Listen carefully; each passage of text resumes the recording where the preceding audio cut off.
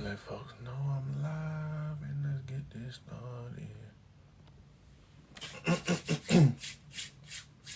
Cha cha cha. Cha cha cha. Oh.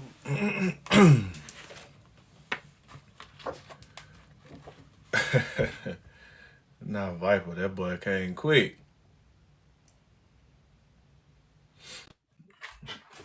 Oh, no, let me change that. There you go. Oh, you came quick, Viper. It's too early. I just had to walk out the office. I saw you on. I grabbed my phone. I saw you was on. I'm like, no. Oh, nah, I'm gonna go live again probably later on today. But I had a different topic I want to talk about later. Um, so, Oh, so I might have somebody pulling up for some smoke later, so we'll see. okay, okay. Yeah. Yeah, I just walked out the office going to lunch. Oh Lord. what you wanted to say? What you was talking about, man? What you got? Oh well, so I'm in the middle on this one. So I think is 25 too young to get it together? No. Is it always an expectation? I don't think it should be because being able to get your shit together at 25 takes a lot of work from maybe age of 3 to 24. Like somebody would have had to have probably invested something positive into you to have most of your life together at that age. So Now, if you had what I nothing think, going on, no positive role models, no influence, you might be struggling at 25. well, what I think everybody, a lot of the dudes are getting caught up in is they think that I said you have to have your life together, like you got to have it all figured out. That's not what I said. Um, I was saying that by 25, like you should be like you should know your purpose by then. You should be moving with purpose and intent by 25 years old. You know what I'm saying? Like at 25, like you should have some stability in your some type of stability in your life. Whereas like and what I mean by stability as in you should be able to pay your bills. Whatever bills you create, you should be able to take care of that at that point in your life at 25. That would That's be nice, I mean, but the again, way these new people is coming up, they ain't got it. but that's what I'm saying. Why don't they have it? I think this nihilism, they feel jaded. Some of them feel lied to about how they thought the world works. Now, A lot of them think the world is nice. outside of rent, like you can still be living with your mom and daddy, but still, again, taking care of your bills that you create. You know what I'm saying? Like, I think there's a little. Like, Yeah, I think a lot of them live in Delulu land. Like my sister was living with me for a couple years. She's 29 now. because think most of the life that a lot of these young folks want to live now is like they think they have to go get a luxury apartment at Yeah, 25. They got to go and get a brand new car off the lot at 25. They're too good for a cash car. They too good for an apartment with a white refrigerator. They got to have recessed lighting and fucking. So when they say they can't have, it's like, can you not have, or is it what you think you want based off of other people in social media is not what you can have? yeah, I think that's part of it too. Because I think a lot of them think that what they see on social media is how it's supposed to be for everybody. Like you see one person living a better life than you, then it's not fair that they got something that you don't got. And oh Because my god, the world ended. because again, when it comes to living situations, right? At 25, you not if you ain't got no kids, you can have a roommate at 25. You know what I'm saying? You can find you a partner, somebody split their rent. You know what I'm saying? You can have you a little cash car, but again, it go back to the the the mentality that a lot of them have. And so when they get on here and a lot of folks complain, a lot of these young folks complain about they can't afford shit. It's like you eat out every day. You gotta have that luxury apartment in the most convenient part of town. You too good. You know what I'm saying? Like, how much of it is they really can't? They don't have their life together because they actually like again. But it go back to what I said. Like, you gotta have purpose. You gotta have intent. So if you know you want to be a certain point in your life at 30 years old, you got to make some sacrifices. That's just what it is. Because I had to really sit down and explain to my sister that Ubering to work every day was costing her 3 times what buying a car would cost her. She for the life of her couldn't understand that Ubering back and forth to work for a month was like $1,200, but she didn't want to buy a car because she didn't want to pay over $300 a month for car payment. But I mean, with that $1,200 you save up for 2 months, you can go get you a little car. Nah, she fought me on it for a whole year. $1,200 a month for a year. Yeah, She could have paid for a brand new car. I know. I know. Like, bro, like this, she could not People are just understand crazy a little the bit. basic math of what she was doing. That is wild.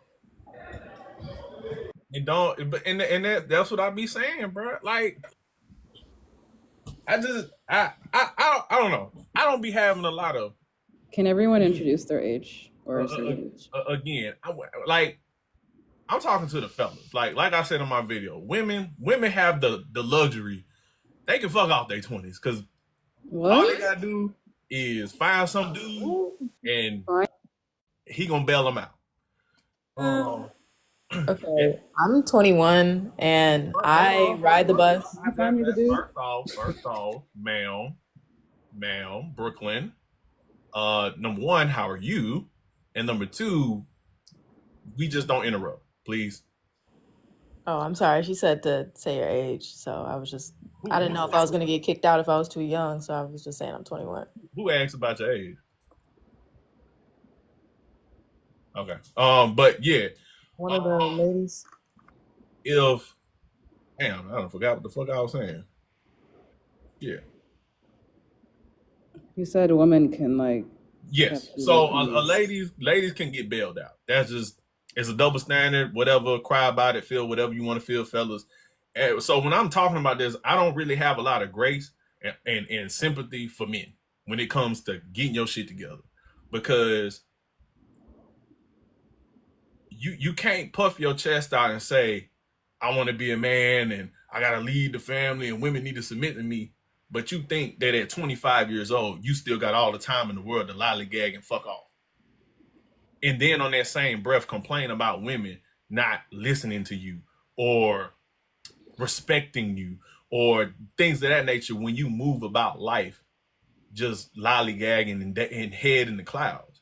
That's not how that works. So I don't have sympathy for men. And there's a lot of men in my comments, which is it's not surprising, but it's disappointing to see a lot of the men in my comments coming up with all these excuses, bro.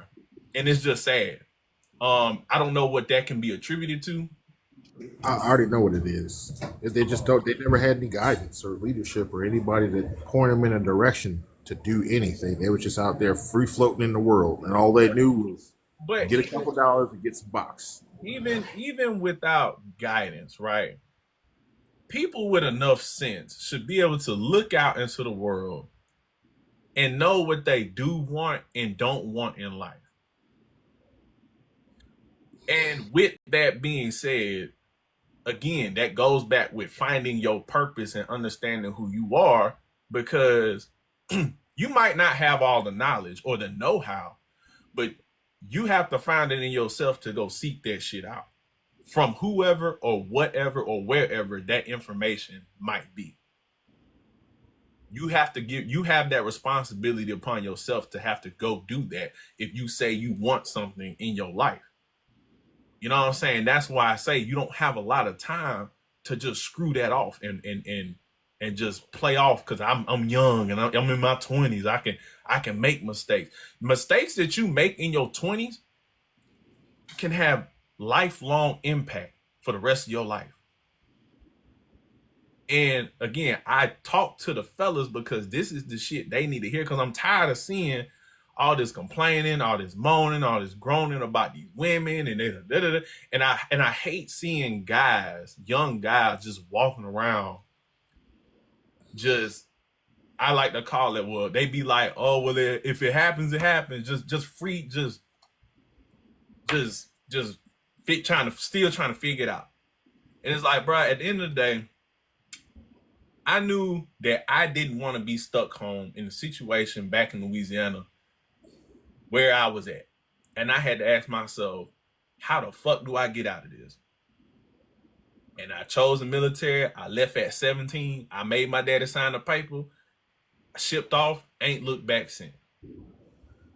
A lot of these dudes just don't want to be uncomfortable. They don't want to make sacrifice, and they don't want to put that work in. And that's they don't want to put the work in, bro. But yeah, it's disappointing to see all the men in my comments sitting there just got every excuse in the book. I didn't have, like, again, it go back to why I see how a lot of these men have these issues in the dating market, and these women don't want nothing from them outside of what's in their pants and some money, because you have no direction, you have no plan, you have no discipline, you have no purpose. So how do you expect a woman to then come up under you and follow you into that? Now, there are some that will, but eventually they get tired of it. So that's why I said, like, they say 25 is young. Bro, you're closer to 30 than you was 20. I tell you, I remember the day. I can tell you everything about high school. That shit feel like it was just yesterday. I can tell you everything about when I first got in the Marine Corps. I can tell you, it went by so fast. Life is just now starting to slow down for me. And I'm about to be 32 on Thanksgiving, right? And it's just now, like, me and my partner be talking about this. Like, it's just now getting to the point where it's starting to kind of slow down. But the day I graduated high school to now it's like a page in the book, just. And you're gonna look up, fellas, and you're gonna think, oh man, I'm just 25, bro. It ain't. And by the time you look up, you're gonna be 35. Yep. And if you was just figuring it out at 25, 9 times out of 10, you still gonna be trying to figure it out at 35. And why you think there's a lot of guys, even older dudes, man, I'm trying. When they find out how young I am, man, I'm trying to get like you, bro. I'm trying, the little funny ass comments, motherfuckers be sleek hating. Like, I don't speak for where I'm at because I played around in my 20s. Again, I'm not saying you can't have fun. I'm not saying you can't enjoy yourself. But when you have purpose and intent, you don't allow things or people to get you off your track. A lot of guys are motivated by money and coochie and not what they actually want in life. Because somebody DM'd me and was trying to explain what he was saying. He was like, well, there's just so much pressure and, people. I'm like, no, number one, you should be applying pressure on yourself. And again, that is why I say you as a man have to find your purpose. You have to find your intent in life, and you move and you apply the pressure. Because if you're moving, if you know where you want to go, where you want to be, and how you want to do it, can't no woman, can't no other man, can't no substance, nothing can get you off that path. It can try, but eventually you find your way back moving forward to get the goal that you want.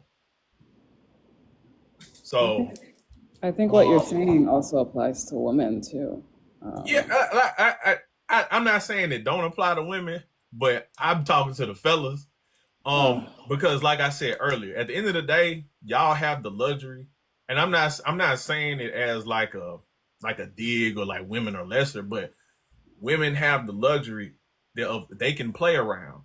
They can waste Really? because at the end of the day, most women want to find them, be in a relationship, get married, have a family, and that man's responsibility is to, take care of that family, to lead that family. So a decent looking chick can play around and at 30 decide, you know what, I'm gonna stop playing and I'm just find me a man, and everything will be wiped away, and that's what it is. So I'm not gonna harp on the women because I mean people do enough of that, and a lot of fellas don't hear this type of conversation enough.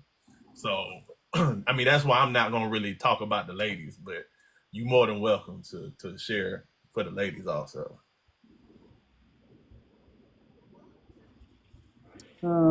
Yeah, I'm still listening in. To me, 25, it might seem young to some people, but it's actually kind of old-ish. um, Like think about like I say this all the time. Like when you look at our parents, like when we was growing up, compare our parents or even our grandparents at 25, and then you compare it to us as a whole at 25, would you say that we're more, just as, or less mature than they were? I feel like a lot of us are probably less mature, honestly. Exactly. Um, yeah, Yeah. That's mature. but I don't know. Um, my parents still allow me to live with them. They complain. Trust me.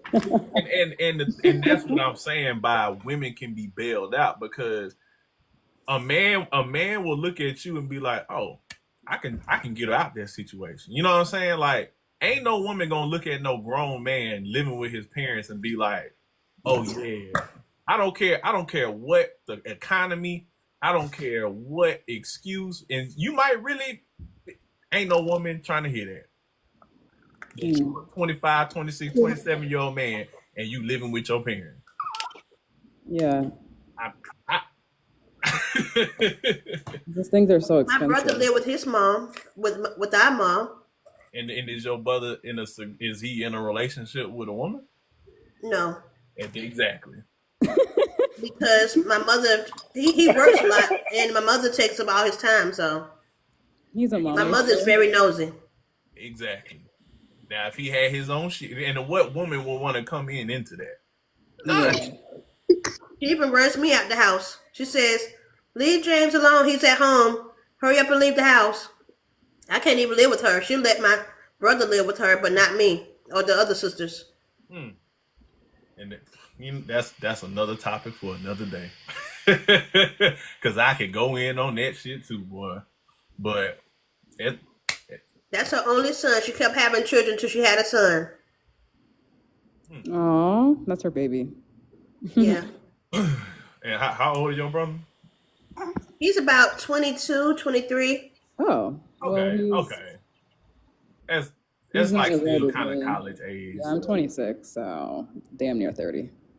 okay.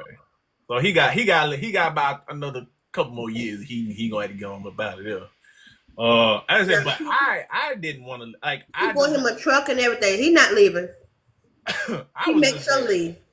I was just never the type that I didn't want to be in my parents' house. Like I don't know.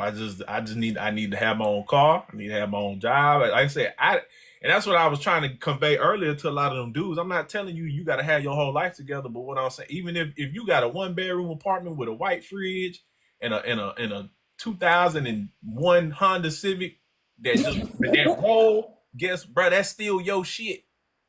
I know, No but shit, and can't nobody tell when you want to come home or you. That's your house. That's your car, and that can't nobody take that away from you. Your bills is paid, and you got somewhere to lay your head at. That's what I'm trying to get to these fellas. yeah, depending on people can be exhausting at times, not gonna lie. Like you're on their schedule. Like if you want to go somewhere you don't have a car, right? It's either you take the public transportation or you have to wait on someone to give you a ride. It can be annoying sometimes depending on people. Yeah, and you ain't gotta answer nobody. Hey, that's just, you want if you want to have it dirty, have it dirty. You want to clean up everything in the middle of the night, you can clean up it. That's your space, and that's all I'm trying to tell these fellas. Get your own, get your space, get yourself a sense of stability. You know what I'm saying? Get on, have a plan. It's that simple. Have a plan.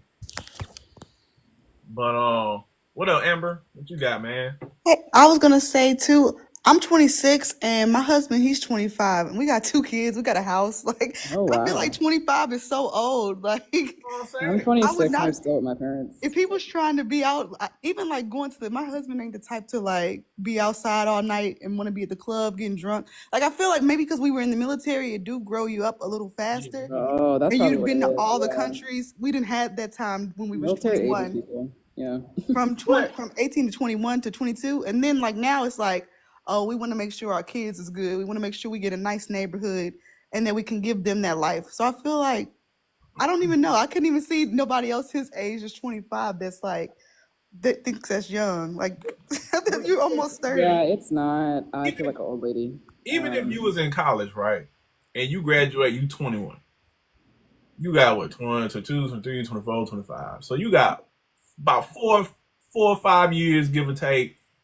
That's a lot of time. Yeah.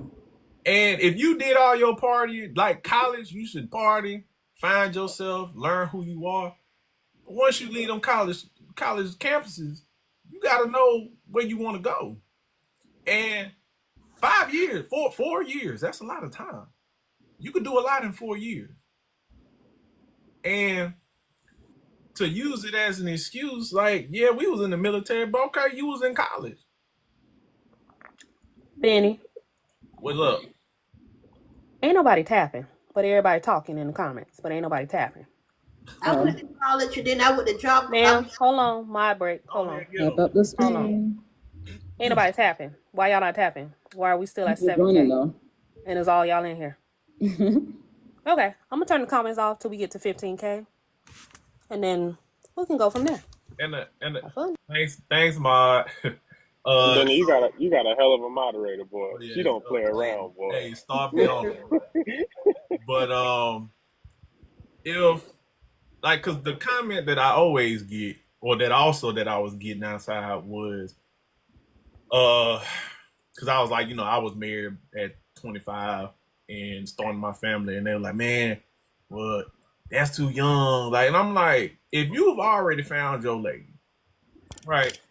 You already found your man. What are you waiting for? What do you know what I'm saying? Like, what are you waiting for? I just don't like rushing things. My parents don't like that about me. I agree with you though, because like they try to tell my husband, they're like, oh, you're too young to get married, but I don't know. Like they not, most of them people not married. We don't really take advice from people wouldn't want to trade lives with. That's the way we think of it. Like if I wouldn't want to trade lives with you, So, I Yeah, don't I really just don't like like to. rushing anything. so Like I you, like taking my time. so you say you don't like rushing. Yeah, it's Right. one thing my parents don't like about me. So what? Again, if you found your person and y'all rocking and y'all doing y'all thing, what is rushing? Mm, like for instance, like if you're with a person but you know they're not in the best financial state or they are working towards a certain type of career path or like it wouldn't make sense to just start a family with them so soon when they're figuring out their life. Well, I just said get married. I ain't say have kids. Oh, okay. Sorry, I was thinking about like the whole, Nah, I was just talking about getting married. yeah. I mean, marriage comes with a lot of responsibility, you know? I So think if you with somebody and y'all shacking up, y'all paying bills together, y'all doing everything outside of making it official on some paper.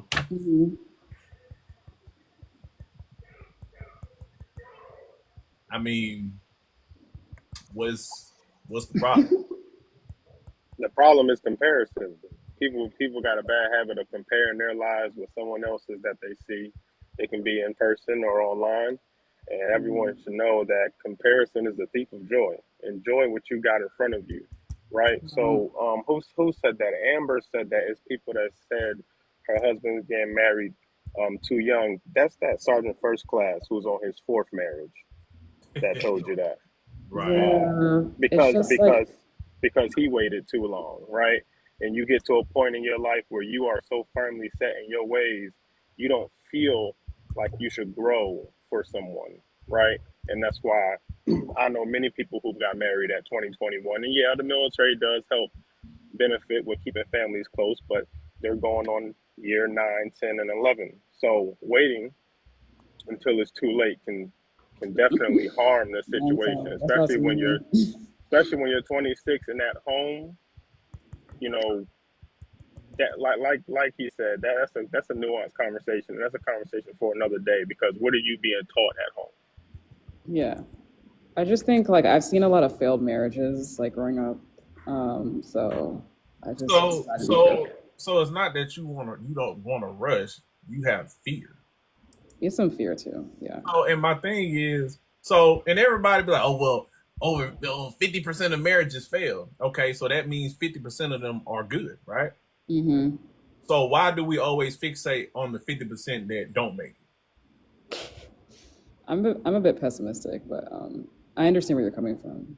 I'm just saying because like we want to hyper fixate on the 50, and it's not even 50%. But for the sake of the argument, if it's 50%, that's half and half. That's So that means if 50 million people are married, I don't know the actual number, then 25 million people are happy and living their best life, Mm. and 25 million people are divorced. But they also disregard the statistics that most people who divorce remarry. Mm. They also disregard the stat of married people make way more money than single people. Married people That's have correct. more stable households as far as children, finances, and all those good things that we love to talk about so much as far as generational wealth, far more than single people. Yep. So we're going to Hey, ignore all the benefits of it and just fixate on the 50% of people who get divorced. But even within that 50% of divorcees, majority remarry. I'll give you an even better stat, Benny.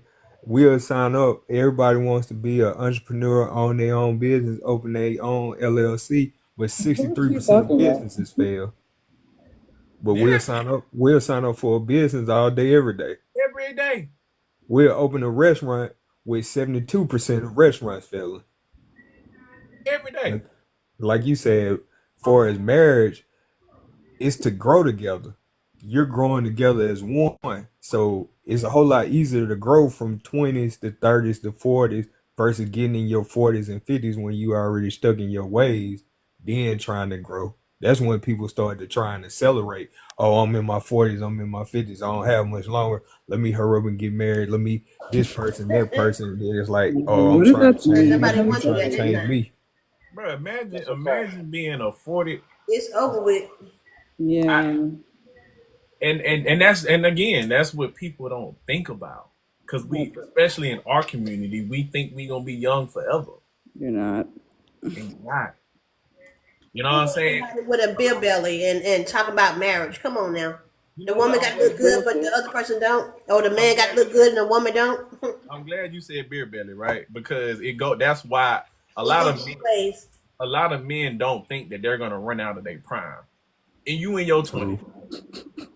you got your hairline, you got your waistline. Your teeth fell out. You know what I'm saying? You still have all that intact, right?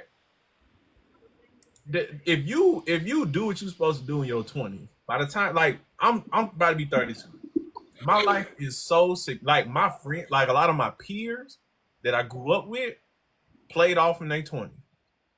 Like when I go back home, there's a clear cut distinction between me and them. They're just now doing things that I was doing when I was 21, 22 years old. But they'll look at me and say, like they're finally starting to grind and hustle. And it's like, bro, we 31, 32. that shit get hard the older you get. It get hard to wake up in that morning and get like the older you get, the harder it get to put your head down and grind and work them extra overtime hours and get out the bed early in the morning and come home late at night. That gets harder the older you get. So why not do that when you're young and you I totally get what you're saying. You know what I'm saying? Like, and again, I'm the ladies, y'all can listen and take from it, but I'm talking to the fellas because they the ones that we always the ones on here complaining about y'all. So I'm trying to talk to them. Because it gotta be said, man, like that. I'm 32. My knees cracking, my back getting hurting. I used to be able to jump out the bed. As soon as I used to jump out the bed before my alarm clock even hit. I'm out the bed ready to go. I would be able to drink. I wouldn't eat in the morning. I could drink an energy drink and I'd be on 10 the whole day. Go lift in the gym at 6, 7 o'clock. Come home, play the game till 11, 12. Go to bed and wake up, do it again. I tried to when the college football game came out. I stayed up till like 4 o'clock in the morning playing that game. When I tell you I had to take the whole day and the next half the next day to try to recover from playing the game because I can't do that shit no more. I can't stay late no more.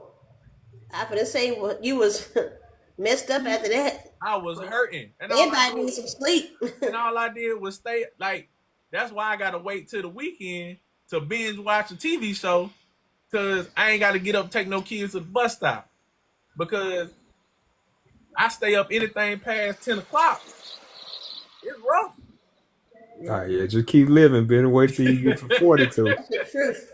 Wait till you get to 42. So I can only imagine when but I've set myself up because I saw how hard my daddy had to work. Like my daddy is just now about to retire from the post office. And my daddy 50, he turned 58 this year.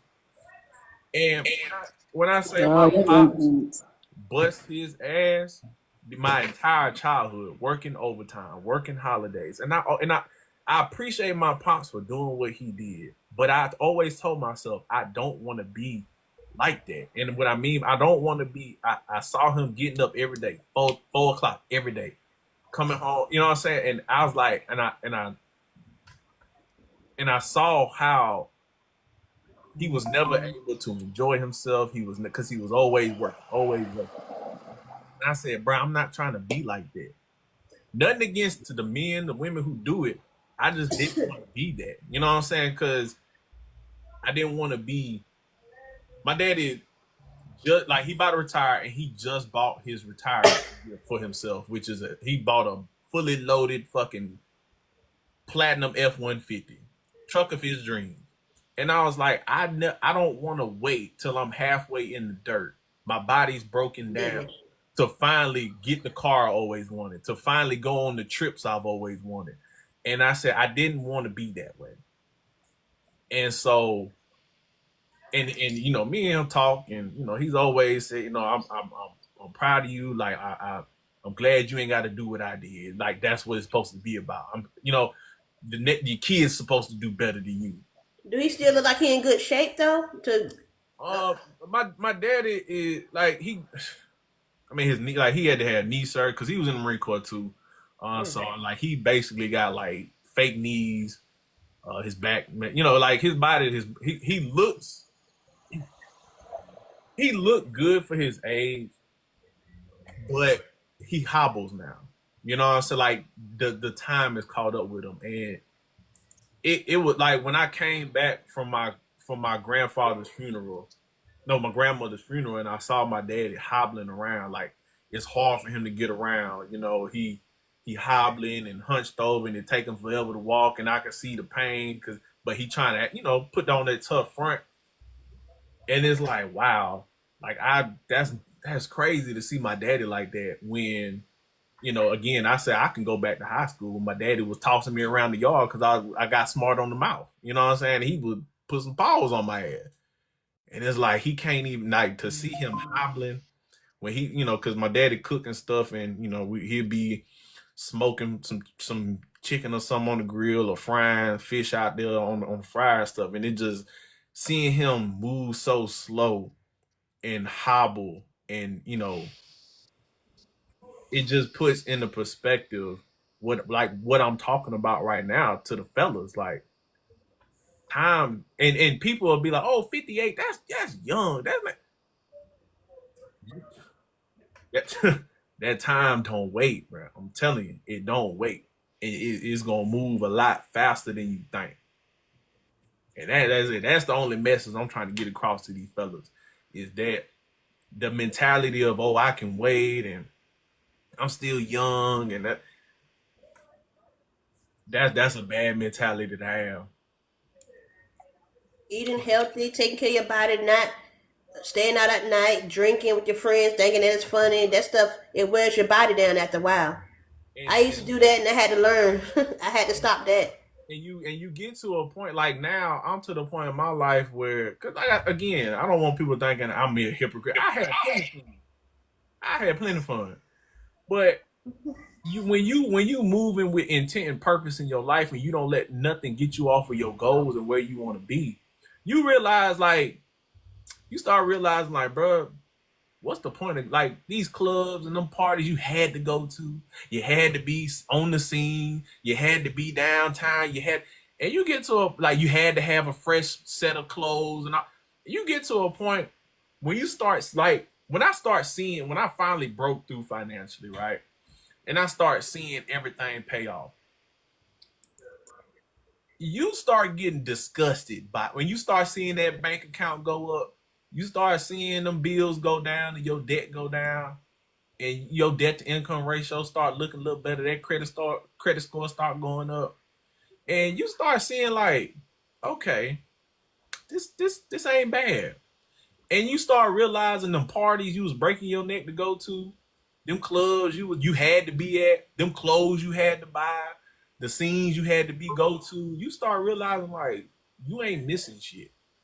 And them same people that was, oh, bro, come on, we gotta go out this weekend. We gotta go. Them same people be them dudes that be 30, 35, 40, 45 years old, still sitting in a section, ordering bottles, trying to sit there and pick through the little youngins that's walking around, still doing the same shit. And again, the military did me a justice, because I would see that when I came home.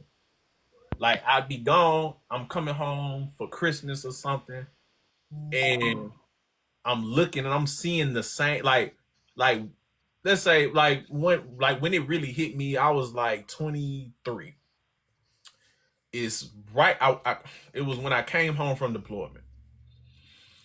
And I came home and I'm looking and I'm talking and to, like, people I grew up with, high school, we was cool, my partners, grew up with them.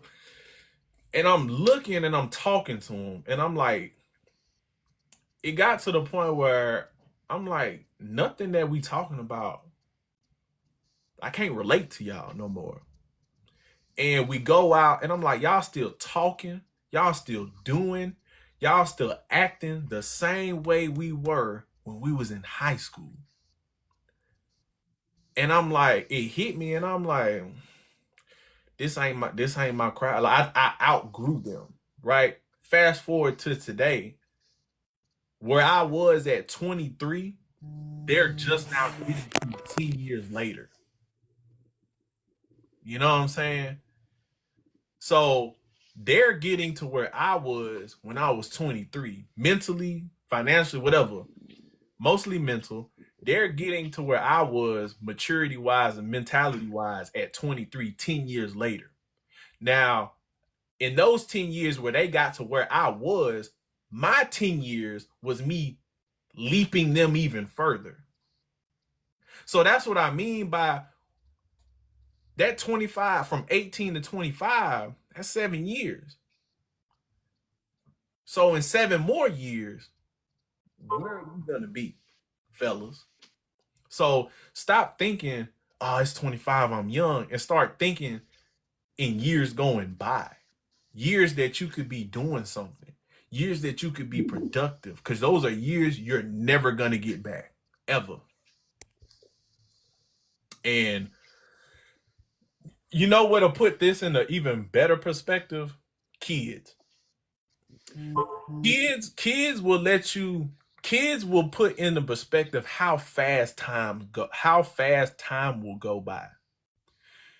Cause when you have a kid, like I can still like remember my kids just starting like pre-K or going to daycare.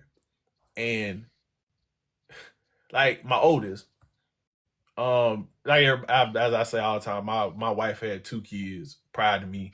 So my oldest is 14. He turned 14. He turned 15 in January, New Year's baby. When I met them, he was 3.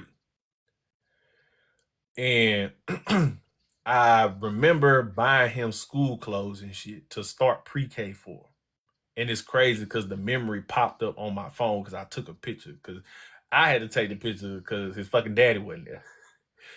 So that popped up on my timeline, and I'm like, that's crazy that I remember going to Marshall's, picking the fucking outfit and getting him dressed and dropping him off that day.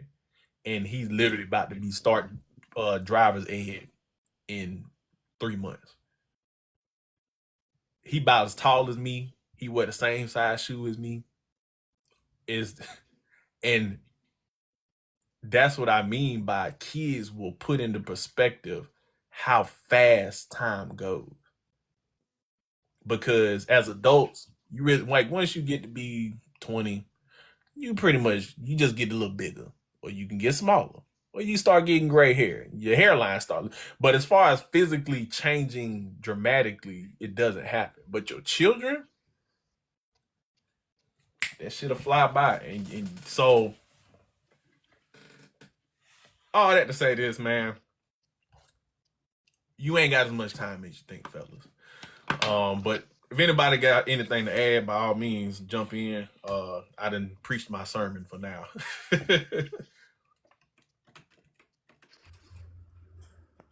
Well, I have something to add. When you was mentioning all that about being 25, I remember when I was 21, I had my first child, but I'm actually like 42 now, and I wasted a lot of my teenage years and my when I was in my 20s. I went to Job Corps. I went to college, and when I had my first child for the very first time, it was like hell on earth because I deal with a lot of custody situation because of my dad's side of the family. So that kind of put a lot of pressure on me until I was like in my 40s, basically. When my daughter turned 15, I was able to get her back. So all that kind of drove me to, I guess, get older. I guess Yeah. all that stress, and I worked every single day of my life. I had my own place, and I never really had my own business until I got in my 30s when I met somebody that was much older than me, and then I decided to get my own business. But my parents are kind of old school, right? Yeah, yeah. Yeah, my parents are kind of old school, so they never taught me about. Well, my mother always had a business, but she never taught me how to get my own business when I was in my teenage years and when I was living with her. And she never taught me about boyfriends or none of that stuff. I was born in 1982, so being raised in the 90s and plus on, your parents really didn't tell you about too much of what's going on now, what people see on TV and stuff. You know what I'm saying? Yeah. So I wasted a lot of time not knowing stuff. Now that I know, I'm trying to instill the information I know now about how to get a social media account, about how to get a digital business for my kids. I'm telling them that now because my oldest is about to be 18 next year. I have a 10 and 11-year-old. And all my kids would know all this stuff before I get age 50. And I'm glad they will because I never was taught most of none of this stuff. Yeah. Because I was told not to ask any questions when I was growing up. Kids are to be seen but not heard. Right. Just go to school, do your work, and that's basically it. Yeah. Or I sit think, down and shut up. I think a Well, let lot me of say that, Avon, because I'm right there with you. I'm 82 as well. I'm an 80s baby. But one thing we gotta keep in mind is generational. Because when we start talking about our parents, you talking about coming up in the 60s and 70s, wasn't no digital business, wasn't no Yeah, it social wasn't. media. Yeah, so they didn't understand that. That's why like when Benny was talking about his dad, like a lot of us can relate to that because you seen me and that's all they know. Work hard, put in them 10, 12, 14 hours. Like they said, that real man, that hard labor, because that's what they was taught. And then it's on us to take it to say, okay, I can see that work ethic. I can have that work ethic in yeah. me, but I need to work smarter, not harder, and then pass that on to the next generation. Like I say that all the time. It's like we're caught in between that generation of our parents, that 50, 60 year old, they hard work labor, they want 10, 12 hours of that physical labor. And then you got the kids nowadays from 18, I say, to 25. They don't want no labor. They trying to work as least as possible, less as possible. They want to come in and make six figures and work 25, 30 hours a week. And like Ben said, to get yourself established, it don't work like that. Mm-mm. Like you got to grind when you're young to set that foundation so that you can be on autopilot when you get old. Yeah. I think a lot of these younger kids try to overcorrect. And you still got to put that work in. You still got to No grind it doubt. out. It's just about making the most out of your prime. Because I think that's where a lot of these young cats go astray is because they trying to cut corners. Um, and cutting corners ain't gonna get you there. Some people can, and that's where that social media come into play because people will see, you know, the one that, the guys that's flashing and doing, doing all this stuff, and they're making it on social media, and they think like, well, that's what I need to do. But that goes back to where you have to know your purpose, not what you see on TikTok, social media, Instagram. You have to find out what do you want to do and where do you want to go. Then once you ask yourself that, how do I get there? What do I need to do?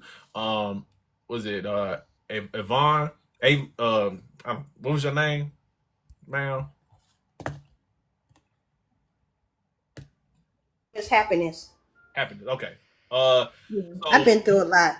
So you were saying again, I'm talking to the fellas, but you was explaining how your parents didn't tell you or show you. So as the fellas, because my daddy went to work, but he didn't teach me like, and it's crazy now. He like I said, he was in the military. He had his VA loan. When it was time for me to buy my house, he didn't tell me about that shit. Hell, you know what I'm saying, buying cars, all the things that I know, like business wise and stuff like that, or like life wise, I didn't learn from my dad. I learned principles, morals, stuff like that, work ethic, Me too. foundation from my parents. But as far as like real shit, the shit Right. when they kicked us out the house that we had to learn, like he ain't You showing. have kids early and all this stuff. I didn't learn all that. But that's where I tell the fellas, you as the man have to understand again, find your purpose. And once you find that purpose, you have to go seek those people or information. You have to go find that and surround yourself with that so that the excuse of, well, my parent, because at some point we have to let go. Well, my parents didn't show me, my parents didn't teach me, my environment, my how I grew up has to stop being an excuse and just an acknowledgement. So you have to eventually stop using it as a crutch and go get what the fuck you want. You got to.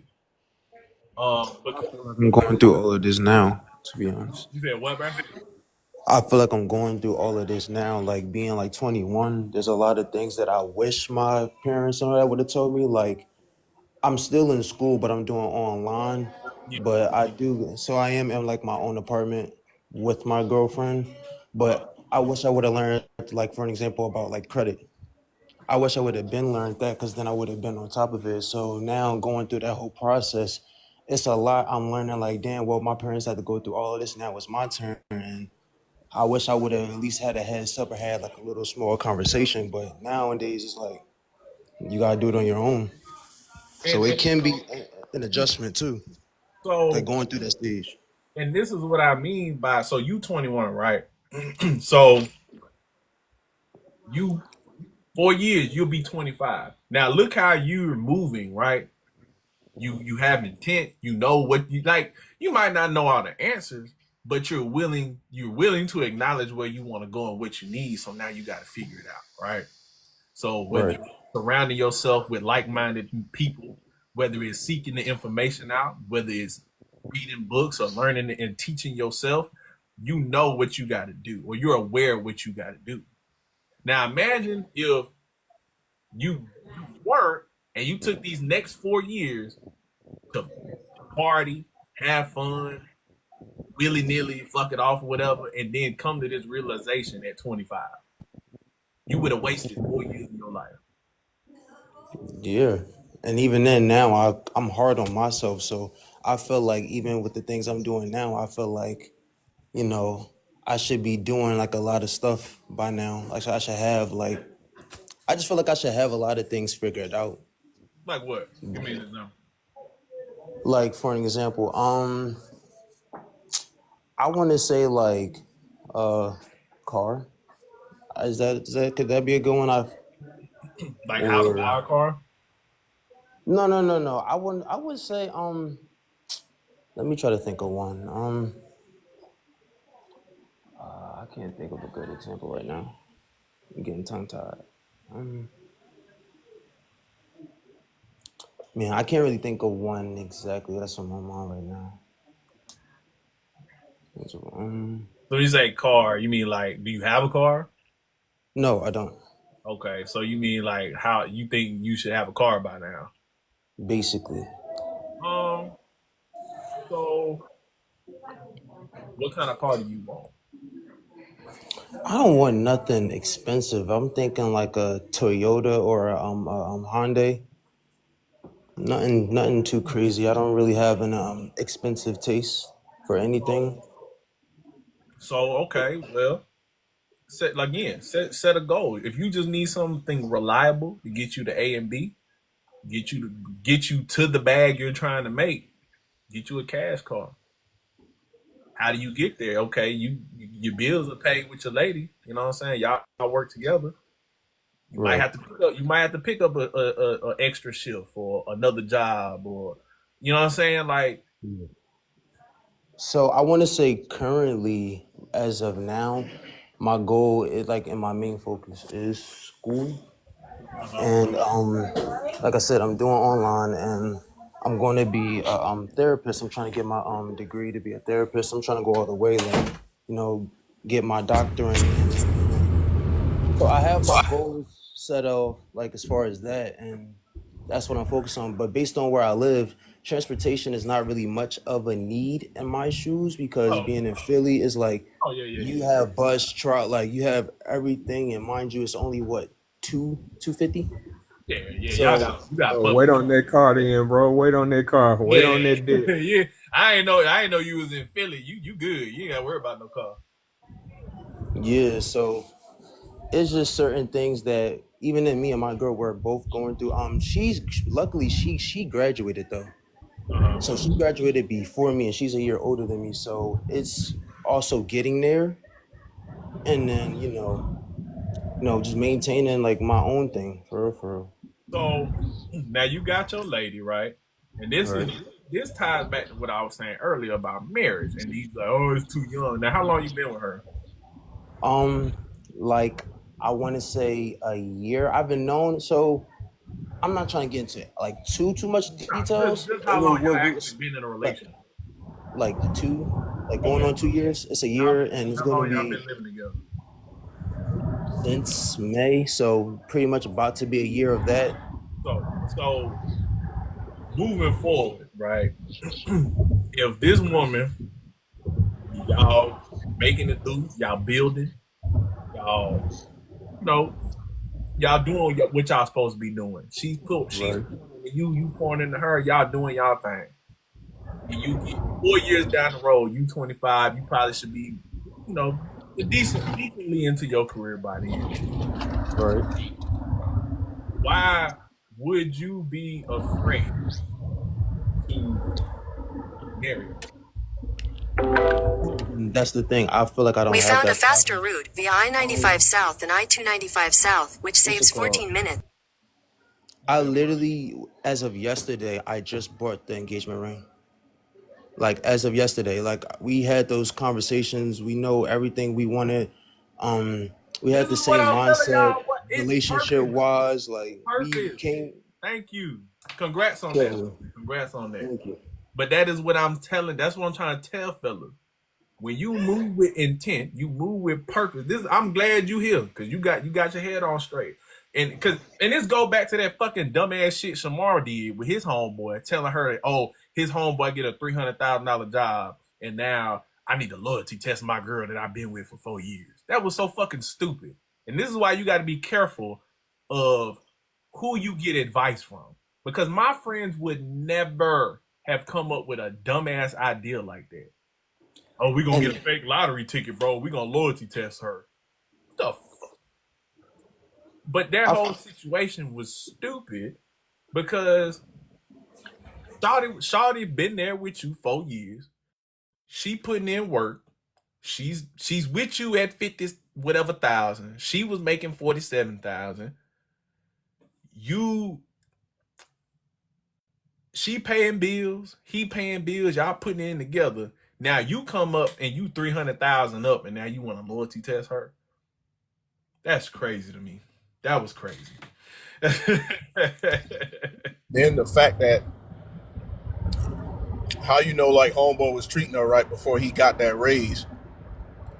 Well, I said I was asking him about it. I was messaging him about it, and he was like, "Shawty." The only issues were because I'm like, well, do she be like stepping out? Like, do she make? He was like, nah, it wasn't like no cheating or nothing. It was just like he was like she always be like she's like compares their situation to people on social media sometimes. She always asking him like every 6 months. She's asking him about is he getting a raise. She was doing vision boards about where they should be at in life and stuff like that. In a way, putting that pressure on him to get, start progressing in life. And he was like, she always compared them to like other couples or stuff on TikTok or YouTube. And sometimes women do that unintentionally. And that's I don't think he meant it to hurt his feelings or anything like that. But and the last thing was he said that she glorifies, like she wants to be a stay-at-home mom, which I'm like, what fucking woman does it? Exactly. You know what I'm saying? So I'm like, so what was the point of loyalty testing? Like, what was the test for? Because I was like, well, is she stingy with her money? Is she bad with money? Like, what? He was like, nah, well, she spend money, but he paid the rent and she pay all the other stuff, utilities and shit. So I'm like, so they're going 50-50. So I'm like, what's the fucking problem? Like, isn't the goal to level yourself up so you can take care of your woman? Right. He's looking for a way out. Right. And I was like, this doesn't make sense to me. This was good. Because I'm like, if the things that he described to me that were a problem, I'm like, that's a conversation.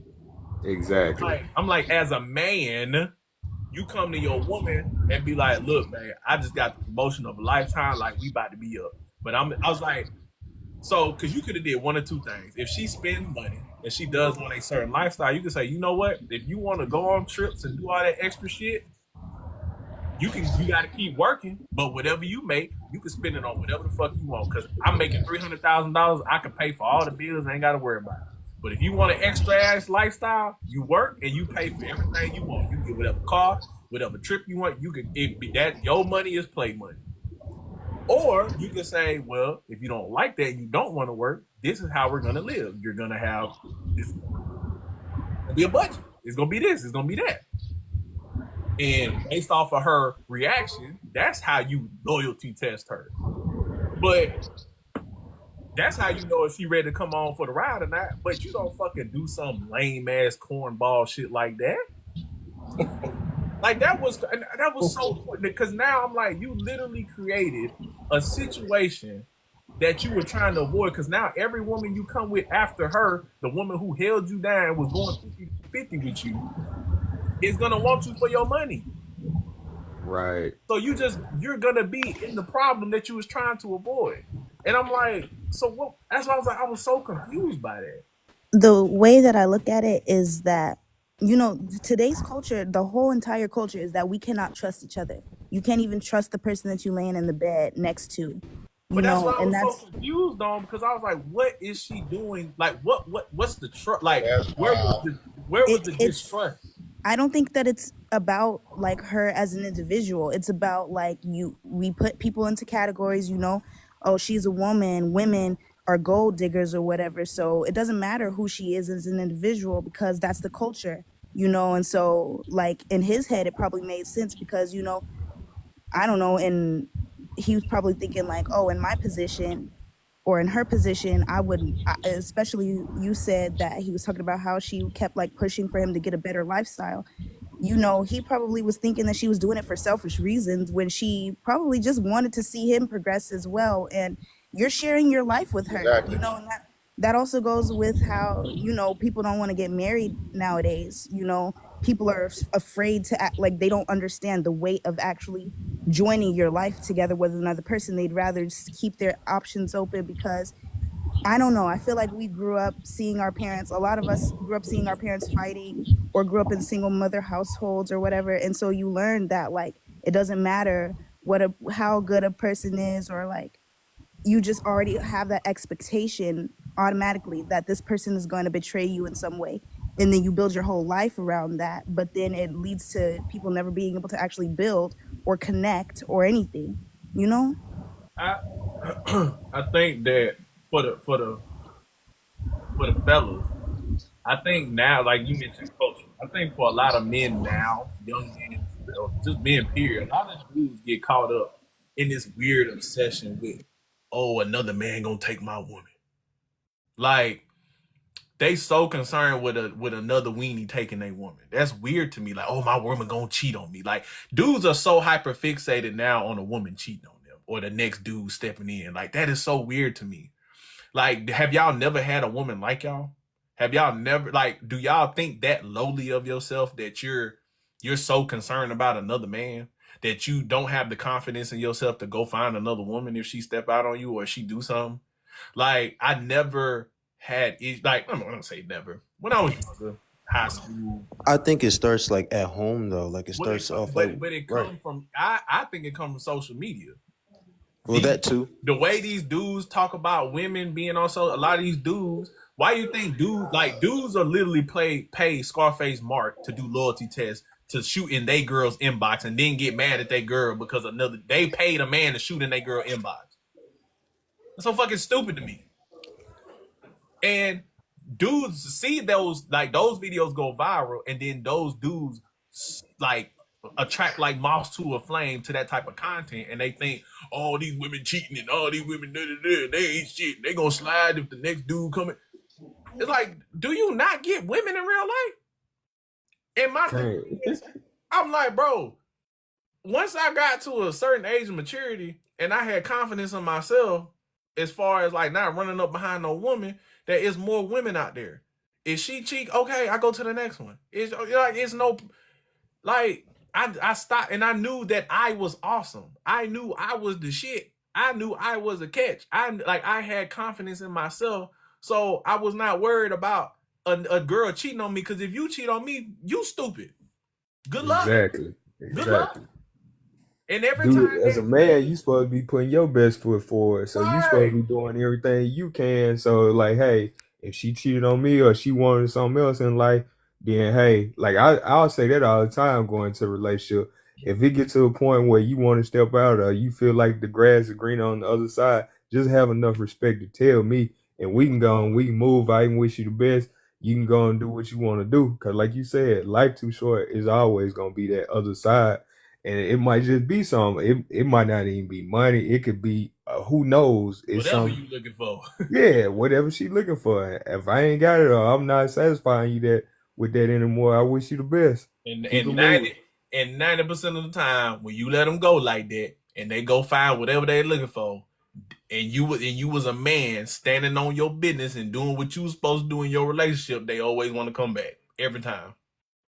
And then they got to realize like when you get with these girls, because I see that a lot, and I be trying to tell my young homies that like you looking at her, she's superficial. You can already tell like all her posts is luxury brand, luxury brand, luxury brand. She trying to do this, she trying to do that. She going to all the clubs where all the rappers, all the ball players at. Gotta be Like, seen. all right, now when you step in that fire over there, you better be ready, cause you gonna get embarrassed when you can't keep that. When that fire go out over there, you gonna get embarrassed because she gonna move on to the next. Like she already letting it be That's known where what it it come is. from, bro. I'm glad you said that because that's where it come from. That's why all this loyalty test shit come from these men because they deal with women they ain't got no business dealing with, so they got to keep up with the next nigga. Yep. The minute they start slacking, her eyeballs get to move around because she never liked you to begin with. As I said, have y'all never had a woman like you, bro? Now it's one thing if y'all start going through ups and downs of a relationship, but just like, oh man, that whole mentality, man, it's a lot of dudes I be hearing at work and shit. Man, I gotta go and do this with my wife because or my girl, because if I don't, another man will. No, the fuck he won't, because if he was, she'd be over there. Right. Like, Right. you should not be motivated for doing something for your woman because, well, if I don't do it, another man will. No, he not. No, he not. Don't mint, bro. There is no man that's gonna get up and deal with my flat booty ass wife the way I deal with her, and she knows that. So that's why I said if she step out, you the dummy, not me. Cause that's why I tell fellas stop worrying. You can't control what no woman, whatever you like. You can't control that person from doing what they want to do. Right. Do it. So the only thing you need to focus on is showing up every day and do the best. You do your job. Do your responsibility in that relationship, and that's it. You be the best man that you can be. You be faithful. You show up and you do what you're supposed to do for that woman in that relationship every day. Because when she decide to step out, okay, that's the choice she made. Yeah, it'll hurt. I'm not saying it ain't gonna hurt, whatever. But okay, cool. That's her choice. She lost out. She the dummy. Because there ain't no man gonna deal with her the way you deal with her. That he just wants some of that coochie. And the minute he gotta actually deal with her in the capacity of a relationship, he gonna ghost her. You know As that. soon as that honeymoon stage wear off, and Right. You know. he having to see like that little stuff, like you said, the little stuff that you do with women, like he got to get up and go crank that car for it's 30 degrees outside at You ain't even 4:30, gotta 5 go o'clock that in the far, morning. bro. When he gotta be the man that she called when she upset, and he actually has to deal with her and not just, hey, you up, you trying to slide, and he finds out that her actual personality. He ain't gonna want to deal with her. They never do. I've been the guy. I've been the side guy. That's how I know. I've been the dude. I'm like, I don't want to. Why did you leave? I'd be telling, why did you leave your man? Because I was not trying to be with you. Go back to him. I don't want to. I don't want to talk to you. Go back to him. Like I be trying to help. I'm like, what do I need to do to fix our relationship? Because I don't want you. I don't want you out here in these streets. Because it ain't nothing to go back to your man. I You feel start being the mouth. You start being the mouthpiece for him, man. I'm over Man, here Buddy relationship advice. used to be on point with you. He go to lunch with you. Call, ask how your day going. Right. I'm over here trying to be Dr. Phil to fix their relationship. Whole time I'm busting her down. So like that, and we know this. We know this is out there. So as a man, you should not be worried about your woman stepping out if you have confidence in yourself. If you know your worth and your value, and you showed up and you gave your all to that woman, and she choose to do whatever she want to do, okay. Because guess what? What she didn't want, another woman is going to want. Exactly. It's that simple. Oftentimes, a lot of young people don't have that mindset, though. Yeah, you got to learn, but it get to a point where you got to come to that realization as a person. women can come to admit, like as a person, you got to come to that realization that you can't stop people from doing what they want to do. And that if you're going to get in relationships, there are risks that are involved, but you can't, cause like listen to how this sound, right? Say you're the guy, you're with a chick, and you say, man, cause she could cheat on me, cause she could step out on me, I'm always gonna keep one foot in, one foot out. But I want her to prove to me and give her 100% because she got to prove to me. But I'm only gonna give her 50% because she could step out. Like, does that make sense? Now, on the flip side, she gonna be like, well, I'm gonna get 1 foot in, 1 foot out because he could cheat on me.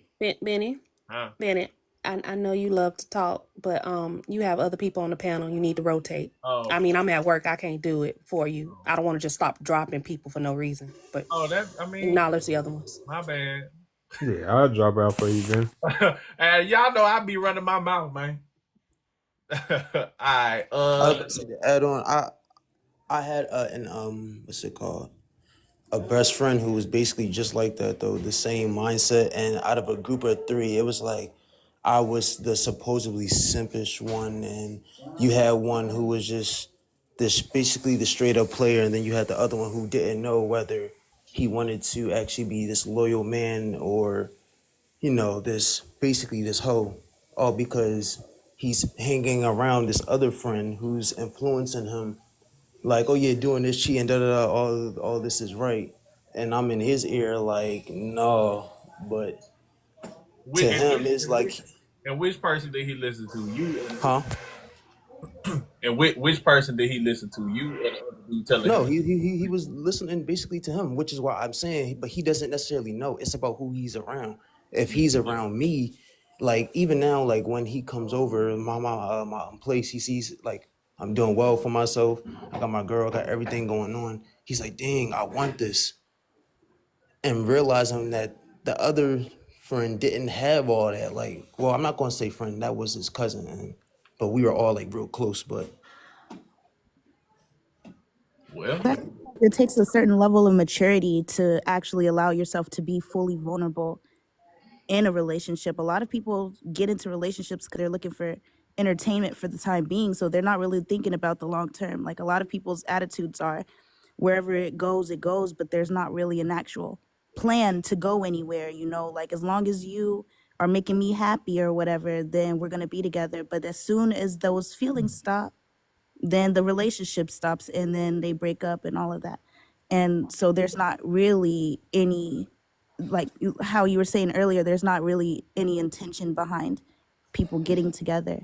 And it comes down to, I don't know, fear. a lot of people, fear. And then a lot of people will look at, like, your partner will look at your situation, Elijah, and then be like, oh yeah, I want this. Okay, you might want this, but are you willing to do what I had to do to get this? Are you gonna Basically no. Right. Like just Are you having gonna that conversation with him, it's literally, I want this, but I don't want to have to go through all this like that. Like it's like he feel like he gonna miss out on something, and it's right, like, and it's like there's only so much you can tell one of your homies until it's like, all right, they don't get it. And also I'm going through a phase where I'm learning like the people I be around, like, because I feel like at a certain age you got to know, like, you need to be putting yourself into certain circles with people who got their mindset right. And I feel like I'm realizing that where I'm at, where I want to go, we are not really hanging out as much because my goals is exactly, and Yeah, that's really what I back to came up my here to point. say. At 25, when you married or building your family and doing your thing and growing with your woman, you gonna run into Buddy, and he gonna still be where he at, still figuring it out. And that's exactly what I came up here to say. I am 25, and once you get to a certain point, you start to realize that you need to be surrounding yourself around people that you can look at and be like, okay, I want to strive for that. And you want them people to be able to help you to strive for that. That's why you got to really find friend, like your friend, and this is, I feel like what the issue is with a lot of men, they don't think that a relationship can end, whether it be platonic or romantic. Sometimes you got to let a relationship go, whether that's your homie or whatever it is. If y'all just don't align no more, y'all just don't align. You need to be putting yourself in spaces with people who are living the lifestyle that you want to live and doing what you want to do and being cool with them so they can put you on and tell you how to get there. Because there's no shortcuts to life. You need help. Like men, a lot of men think they don't need help. They just know it all. They can get through it, but you see them making the wrong decision constantly. You have to mean what you do, mean what you say, and do what you say. Like you have to definitely move with intention, like Benny said, and make sure that you are having the foresight to look at where you want your life to be within the next fact. Because like you said, like that 25, I'm almost 30. Like, but it's like I know what type of goals I have in life, and I've been making those steps. Like I didn't graduate college till 25, so And I it's like promise, now I know I have a path and what exactly I want to do going forward, going into my 30s. But I always kind of had an idea, and there were right? certain things that I did that always But still by align with the path. 25, you start seeing like, oh shit, like I Yeah, said, like you like, okay, the bank account starting to get a little high, you know what I'm yeah, saying? Your you get a credit grown up builder, job, like insurance done went down, you know what I'm saying? Like you're like, okay, this might be, I might be. You start seeing that shit pay off. exactly, Now, them 5 years. That's why I was telling Elijah. I'm like, so them 4 years that you about to go through, you growing with your woman, you building, y'all progressing. You're gonna be at a spot, and then you're gonna look back. Now, if you didn't know your purpose, you'd be like, you know what, boy, yeah, you'd be listening to that partner. It's in your ear telling you simping, you this and you that. But when you on your way to building your family and doing what you're doing with your lady, moving on and doing great things, they still gonna be stuck. exactly, Then that shit gonna turn into jealousy. Then they gonna start acting different. And that's why you gotta cut them off, bro. If they're not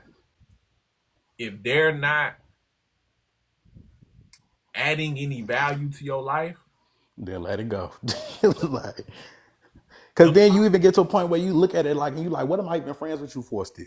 nothing. Like that's All what the you really have to sit back and look at. Look at it like people hate to act like, oh, like friendships not supposed to be transactional benefit. Like no, your friendships, y'all are mentally transferring energy to each other and one another. Like that's some crazy. That was a crazy way of saying it, but y'all, you know what I mean. yeah. Like y'all are learning things from each other and y'all building relationships and y'all supposed to be constantly learning. Because all my partners, right? All the people that's in my circle today are not the people I grew up with. Well, except one. But they not the guys I grew up with. And there's a reason for that. Because the friend circle right now that I consider my brothers, we all share ideas. We all share advice. We all share things that are going to continue to benefit the group. If I call my partner, and mind you, none of us live in the same state. Now we link up every year for our little fellas trip to, catch up and, party or whatever, have a good time with each other. But none of us are in the same state. But I call my partner up that's in Boston. Hey man, do you know anybody that could do this, do that? Oh yeah, bro, hold on, let me see his number. Call my partner out there in Dallas. Hey man, do you what I'm saying? Like Exactly. Look, I'm from Indiana. I don't talk to nobody. Well, I still got best friends up there, but as far as like the guys I grew up with, ain't no way in hell I would still be hanging out with them. I'm saying Like, everybody on the same wavelength. We all putting each other on. There's no jealousy. There's no hatred. You need help, bro. You down? I got you. You need advice. You need a person, and that's what I meant. Like a couple of days ago when I was talking about like when the coolie shit was going on. I'm talking about like what makes a top tier high value man outside of your height, your physical, and your fucking wallet. right, Being exactly. a resourceful man to other men in the group is a plus, bro. Don't nobody want no dude that I don't need no help. I can figure it out, man.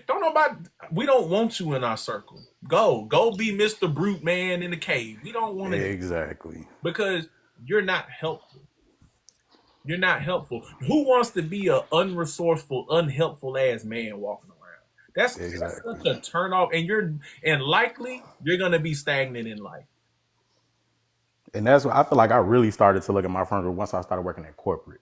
Because but most of my friends now coming out of college, they all went corporate too. So we all still kicking and stuff like that. But And so you being in corporate America, I'm sure you noticed this.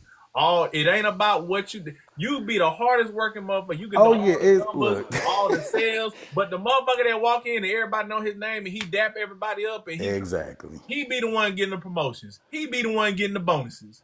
Dog, I even had to tell my mom that because my mom been working in corporate for years, and I'm like, you should be making a lot more than you make. Like, she make good money, but I'm like, you should be making a Right. lot more for the amount of work you put in. I was like, that means you're not networking with them people. I was like, I need you to make a LinkedIn, and I need you to start connecting with these people, getting to know these people, and really start going in that office. And because she's not going in the office every week, the weeks you go into the office, you need to be at least making friends with 2 or 3 people in that office. But It's you know what definitely it be about who you though? know. You know what it be though, and I had to learn this because, and I probably would have been I probably would have been a lot better off in my military career had I, because I ain't about to be buddy with everybody. I ain't about to kiss no ass. But sometimes you gotta kiss a little You ass. got to. Like, Hey, and I ain't saying be a brown nose, but sometimes you gotta butter somebody up every now and then and play the game, and exactly. and a lot of us, especially black folk, we like to. I'm gonna figure it out. I'm gonna do it on my. I ain't kissing no ass. Da, da, da, da. But you like, well, I know my job. My hard work should pay off. Like, it should speak for. No, don't nobody give a fuck about their work. Exactly. Because then You not only got that, people, if they cool with you, they know you. bruh, You mess up, they not gonna trip about that little bruh, stuff. bruh. If you are that guy and everybody like you, they will ignore the fact that you don't know what the hell you doing. Every time. I, all you gotta do is be likable and do the bare minimum. Hell, that's how in college I became the director of member outreach for the information technology students, bro. My major was marketing. They get me in that position. I'm like, I ain't even an IT major. But I was cool with all of them. Because I realized it was just a popularity contest. I Man, can get in what? this role as long as they cool with me. Man, what, bro? And that's really like we make shit so hard on ourselves as men by trying to be Mr. Figured Out. I do it on my own. I got right, bro. You gonna get left behind acting like that. Exactly. Your life would be so much easier. Like, do you know how much of a turn on it is for women to see a resourceful man, a man who everybody come to or can can socialize and be, people come to and be like, hey man, when they got problems, bro.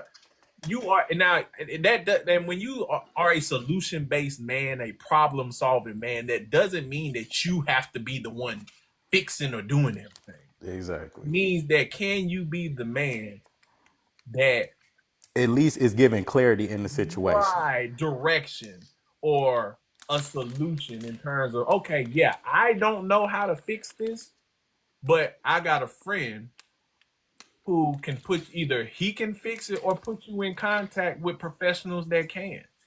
Like Exactly. you said earlier, networking. I feel like a lot of men feel emasculated by like needing to have people around them that could give them resources or like they can redistribute that. Like I grew up with a lot of brothers in it, so it's like one of their biggest things is like I want to be able to do everything myself You to know what that prove is? that I'm good enough. Like no, it's okay to have like a community around you of like the people you like you could like to be a leader in that within that, but that doesn't mean that you know everything and that you do it all by yourself. Like where do you think that these people gain these skills? Like You people know be what that afraid is to though? well That's their ego. Exactly. A Because that's lot all of it can be. a Because it's lot like, of go ahead, T. because it's like, why would you let something as trivial as that block you from elevating their life? Like that's something a little boy would think like, oh, okay, like I wouldn't do it all by myself. That's little boy stuff. Because once you get to a certain age, you should realize I can't do this shit all by myself. my early adulthood disappointments was realizing that a lot of people are still mentally stuck in high school. Like a lot of them never progressed past that, and I Yeah. was really disappointed by that. There's a lot of men.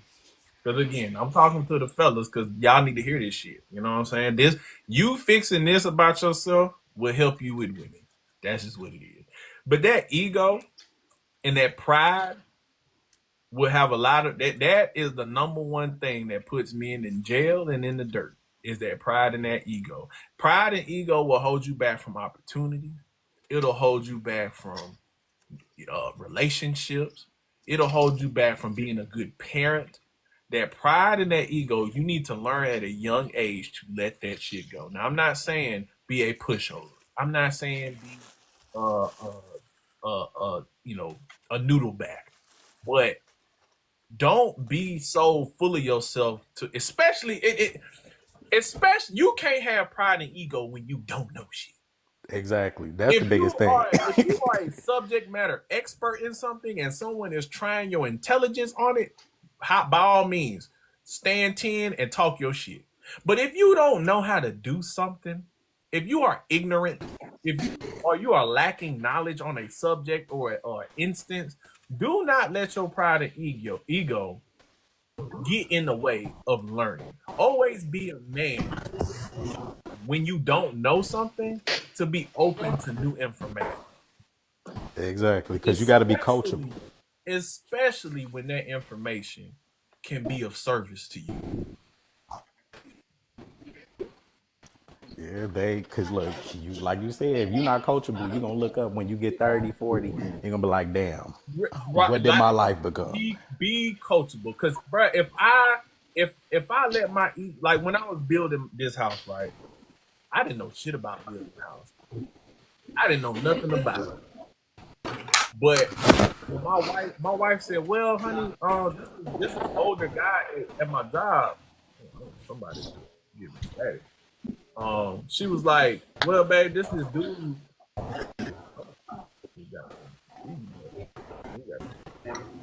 No, that's who it was. She was like, well, this is older guy at my job who said he'll, sit down and talk to us about you know, home buying and stuff like that. Now, in that moment, he an older white guy. Now I could have been, I don't need you when you're white people. I could have been like that, but I said, okay, yeah, we can link up, go to lunch or something, and pick his brain or something. When I say that man told me, and usually those people be excited to tell you, excited to teach and tell somebody all their information. Yeah, bro. White people love, if you are smart and open to learn from them, they will more, especially if they in a place of success, they'll definitely sit down with you. Okay, I did it like this, I did this. They are more than, because that was something my mentor taught me too. He was like, you can't look at it like that. There's people out there that want to help you. And right, and he sat down and he explained and he told me. Now it was some things that he didn't know, but for the most part, when I left that table, I knew way more than what I did about buying or building a house from the ground up. He told me that you can negotiate, probably not to 2024, but in 2019, you can negotiate. Like we got, like they was only sodding like half the yard. We put in our contract, we want the full front yard sodded. We was able to get a free refrigerator. It wasn't a good one, but hey, it was free. I took it. You know what I'm saying? We got certain add-ons and things that they came out of pocket for, like the builder incentives, interest rates, how to compare financing with the builder versus getting your own financing, and how to play the game to get the incentives by financing with the builder and refinancing later. With like all of that stuff, I would have never known if I would have had my ego in the way and talked to that man. And there are so many instances where that's been the case that I learned how to buy cars. I learned how to house stuff, real estate, all the stuff, a lot of the stuff, and I had to learn it from other people because my parents didn't teach me. So when I was in the military, I was networking and being, a sponge to people who were in positions that I wanted to aspire to be. So exactly. I picked their brains. I asked them questions. I didn't let my ego get in the way of trying to better myself because I got to figure it out. I'm a man. Okay, well, you can be a man and be stupid and be left. Exactly. Because closed mouths don't get fed. Exactly. That is all it is about. Putting yourself in rooms where you are not the smartest one and using that as an opportunity to learn as much as you can. Yeah, man. But shit, Critic, you been in here for a minute, bro. What you? Hey, what's up, brother? Hey, man, I've been following you for a hot minute. Seems like me and you got a similar background. Is that? I heard something in the background. Is that me? Nah. Okay, there we go. So I'm looking at your prompt on the topic, man, and everybody's hitting everything on all cylinders. I'm in total agreement with Elijah, T. Will. Everything is sounding off perfect. Like my son right now, he's in the Air Force right now. He's in Air Force boot camp. But before he decided to join, he was asking me like, "What Dad? How did you get to where you are now? Because you seem real comfortable." Um, and I told him, I said, "Hey, this is not a route that's for everybody because the military is not fit for everybody. Yeah. But I would tell you what you need to do and what to prepare for to make sure you don't make the same mistakes I did." So, for instance, I don't know if you did it when you was in the Marine Corps, Benny, but I didn't invest in TSP. I didn't invest in Roth IRA. I didn't do none of that. So, but if I would have, oh my God, bro, as a young man watching that accumulate and grow over time, it would have been a beautiful thing. A lot of my colleagues did do it. Some of my boys who are in the Navy or Marine Corps, they did it and they're walking away really nice out of retirement. Now, Yeah. don't get it twisted. When I retired, I walked away really good, but it could have been a lot better. Right. So I now that he's in, I told him the first thing he does, bro, when he stepped foot in his tech school or even at his first command, he need to put 5% in that TSP right out the gate, and then invest into his Roth IRA, which I already got somebody lined up. The guy who got me finally onto my Roth IRA, that'll help him get set up properly. So these are lessons that I didn't learn as a young man at the age of 25 and under, whatnot. Only thing I know was I had to get out of Dallas because there was Yeah. nothing here. All of Yeah. my friends around me was getting into a lot of shit, and I felt like I was Man, next. you gonna die? I'm from Shreveport. Hold on, you Yeah, can't wait. Dallas. I've been Dallas. I love Dallas. I'm yeah. from Got a No, lot no, going no, Oakland. no, on. no. I was in. I came up through Oak Cliff. Um, Oh, that's never mind. That's yeah. Man, I, was, I'm gonna say I live in the Frisco area. We I used to Oh be boy, out there you. in Ann Oh County, Oak Cliff, man. yeah, you up in Frisco? You eating, boy? I'm telling you. That's But Oak Cliff, man, it you surrounded about a lot of how do you say this, man? Like a crabs in a barrel kind of mentality. So when for instance, I even told my son this was going to happen to him, and he was like, "Dang, Dad, you online?" Because I told him once you announce to your friends who aren't doing anything that this is a move that you're going to make, a lot of them are going to talk against it. So when I said I was joining the Navy, I had a lot of people, including some family members. Oh, you stupid! Oh, I would never do that. Oh, they gonna brainwash you, bruh. you gonna get yourself killed. I'm like, well, we lost two partners already, man, just for them stepping out the front door of their house, dog. So I don't want to hear that. Um, so my son, he's saying the same thing to me. He's like, dang, it's like they really trying to stop me. They're trying to talk me out of it. And I was like, well, ask them what are their plans? What are they doing next?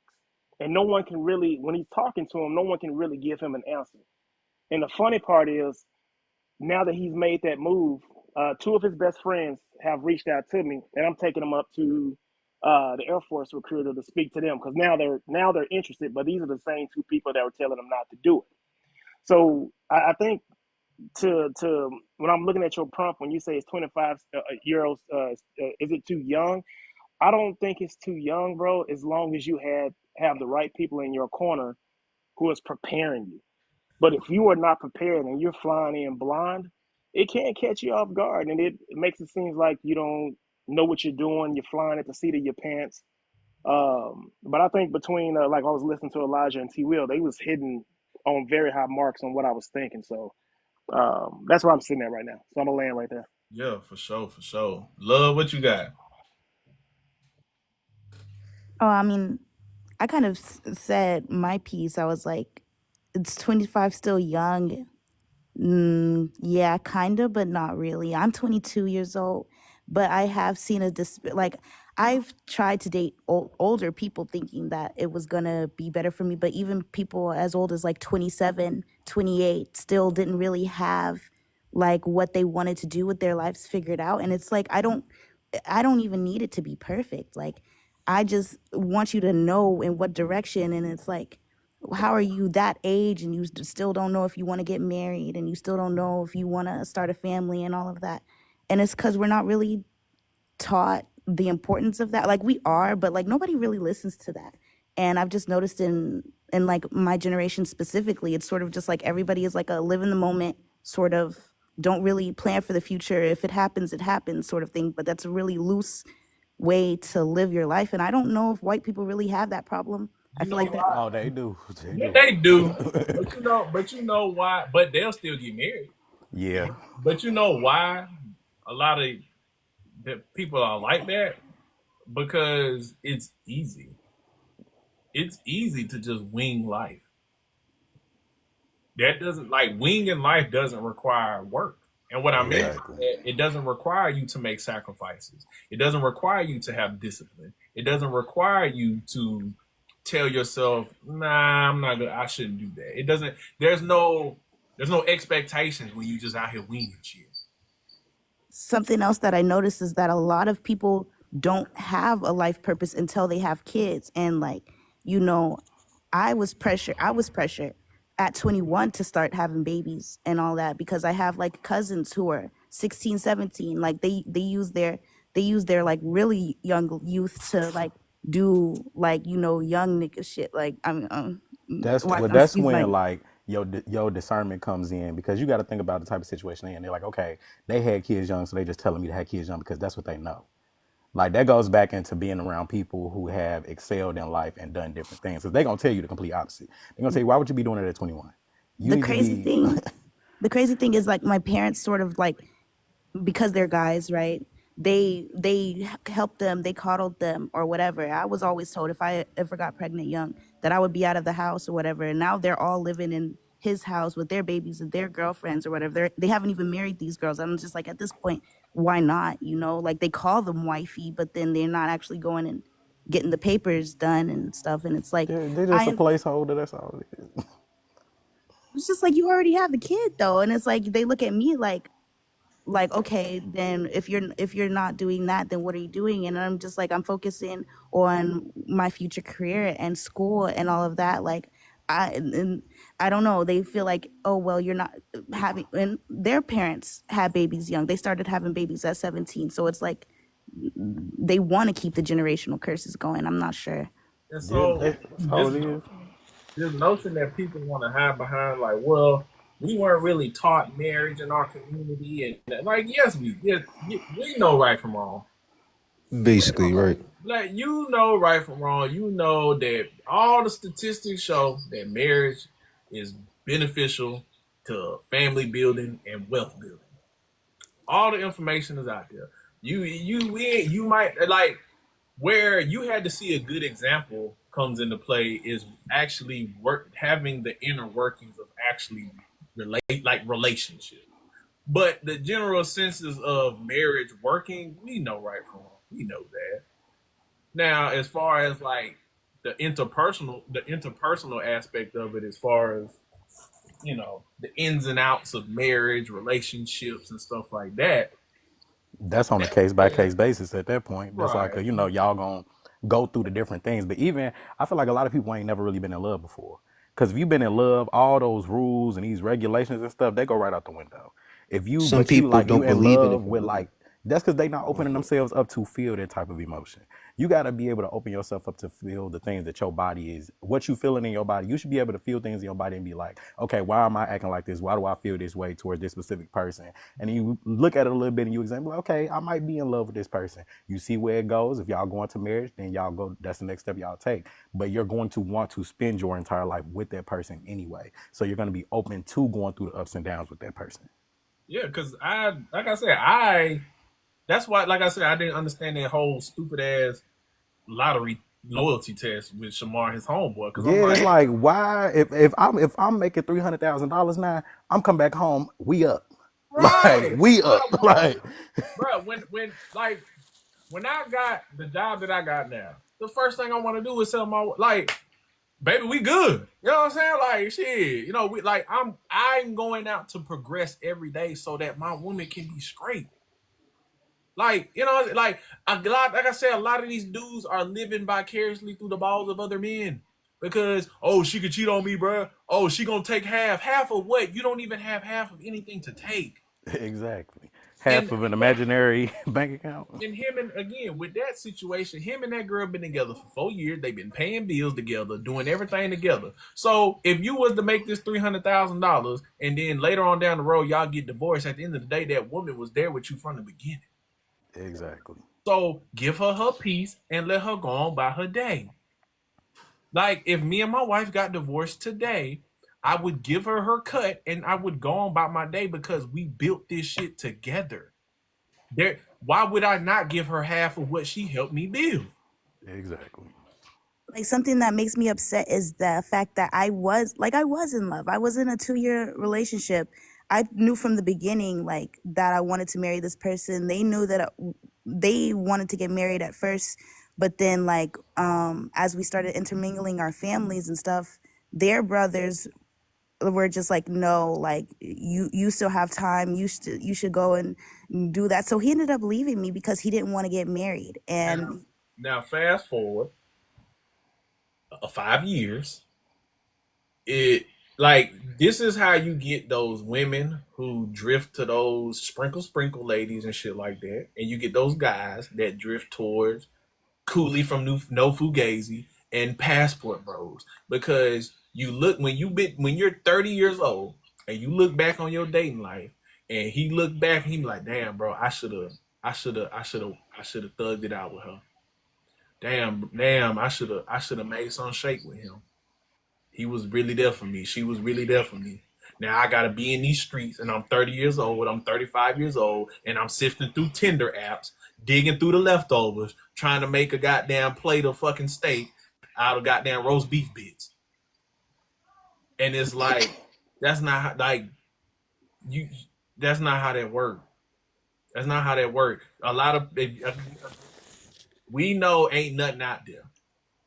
You can look in the same way you can look on this app and you can see what you want to see that reassures your negative thoughts about relationships. You can also get on here and look and see that it ain't shit out here. So if you got you somebody that you rocking with, you gonna rock out with him or rock out with her because you ain't whatever you think is better out there, it ain't better. thing is, like when you're young, they still put their homeboys and stuff above their own girl. And I was 20 at the time when we first started dating, and I don't know, it's like they listen to the words of them. It like they're still looking for each other's approval, and I'm But just like, that's just a childish man though. Yeah, that's because Like that he just childish. Like he care more about what some dudes think about him than his woman. exactly. That was just an immature guy. that's like a lot of guys out here. I don't know. Well, you'd have to look at that and be like, okay, maybe it's time to date in different places. Really. Like Yeah, date in different rooms. and if you attracting that type of dude consistently, then it might be something in you that's flocking to that type of guy. Yeah, because there's billions of people on this planet, and yeah, a select group of them think the same as a hive mind, but a grown man not gonna think like that. Yeah, I'm not. If like I said, you my woman, I'm not vouching for my partner over my woman. That's not what happened. But yeah, who else we got? I think KB was in here for a minute, and then we'll go to DGK and then Deep Talk. Yeah, man. I just had to realize, like, probably like in my early 20s, I just had to realize that I had to get my stuff together because I would get on like certain, like the job I'm on now. I realized there's certain guys that they probably been at the job since they was like 21 and they still in the same position. And I just had to realize like I got to separate myself from them. And it's like like just certain things like they would do, like just coming in to work late or just being childish, or like next year I'm supposed to get married. And I might mention that to some of the other black guys that I do work with, and they're like, oh man, you just trying to ruin your life. You getting married too young, you got a lot of time. And it's just like, god damn, like I feel like growing up I didn't have enough like father figures around me. So I look at other guys to, at least preach and give me some motivation, but it's like you always hear the same thing in the black community. Well, hey, bro, you come over here because we all about marriage over here. But see them and them be the same dudes that's telling you that's over there and was mad at me when I was getting on the passport. Them be the dudes. Right. Them be the dudes. And they 30, 40, 50 years old. And when they go home and they lay down in that bed, they hear crickets. Right. And I had to really realize that, because when I did have the opportunity to be single, and I separated from the woman I was with now, and I was getting on dating apps trying to see what else was out here, and like you said, it was nothing but roast beef. Ain't no steak out there, bro. It was none. It ain't. And you realize that. And you be like, now, you can, like, it's, especially today when everybody is just sifting through fucking dating apps. Like, Right. think about it. If I was a guy or a woman that was worth a damn, I wouldn't be on a dating app. Right. Or if I was a guy, or if I was a guy who was worth a damn and I was on a dating app, I would be there to get some butt. And if I was a woman who was worth a damn and I was on a dating app, I'd probably just be there to get some dinner. Yeah, that's true. So people don't go out and people don't engage in social activity no more to organically meet people. So if you're not doing that and all you doing is running to an app, running to a DM, that's why people get what they get. So it's not, again, if you got somebody, you thugging it out, again, it come back, it ain't, you're not mistreating one another. There's no bullshit going on. It's just the natural ups and downs and trials and just being in a relationship, conjoining two lives of two people together to try to build something. If they're willing to put the work in, if you willing to put the work in, and y'all, like, that's all you need right there. You just need a solid foundation. Everything else is gonna work itself out. That's true. And if it don't work out, it don't work out. People gotta be so. People be moving in so much fear that I ain't gonna. Okay, if you get with somebody and y'all do y'all thing for 10 years and then for some weird reason life happens and y'all separate, you got 10 good years out of that person. That's not a failure. Yeah, I don't know why people think they life end just because the relationship ends. Right. It's like, okay, it's over with. But so you'll stay 10 years with her and give her kids unmarried. But that's nothing. That just happened. Right. Giving her marriage and actually building a unit is scarier.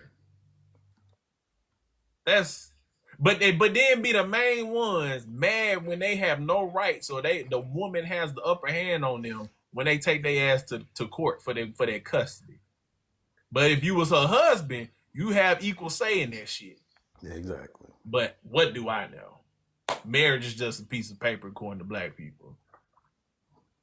I really hate when people be saying that though.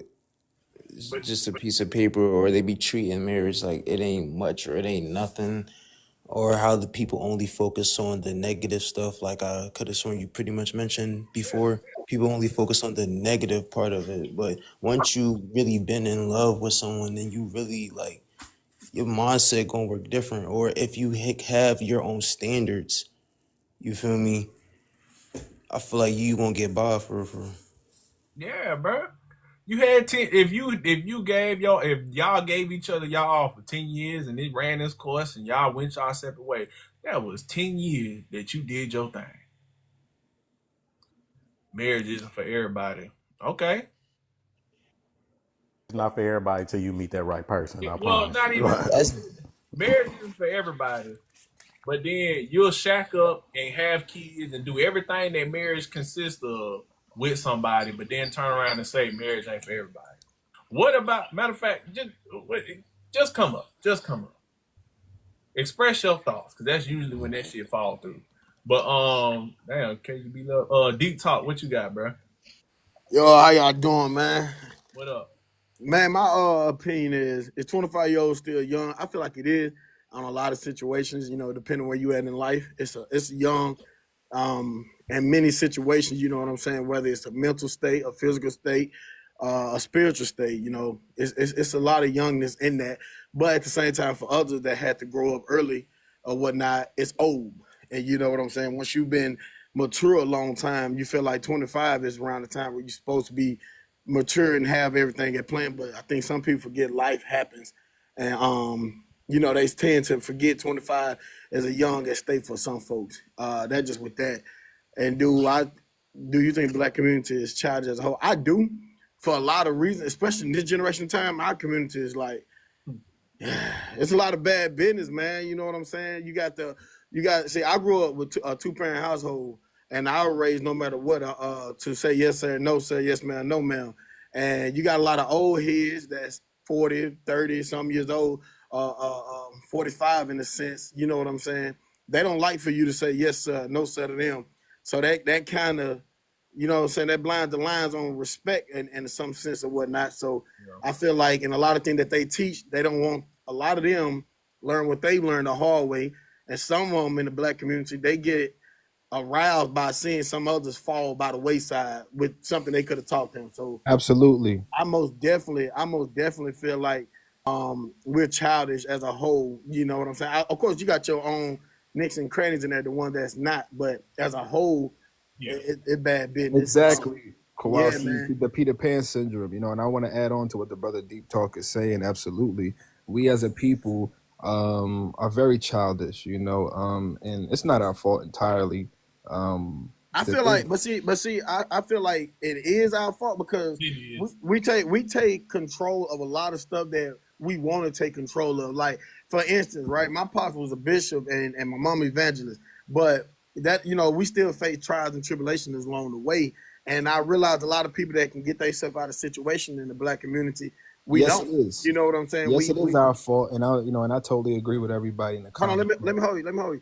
It's like one time, like, in the inner cities or what have you, you know what I'm saying? Them guys, they can come together, be a gang, but they won't come together to do something good. You get what I'm saying? It's a lot of that going on, and you got a lot of OGs that support it and not saying nothing in that situation.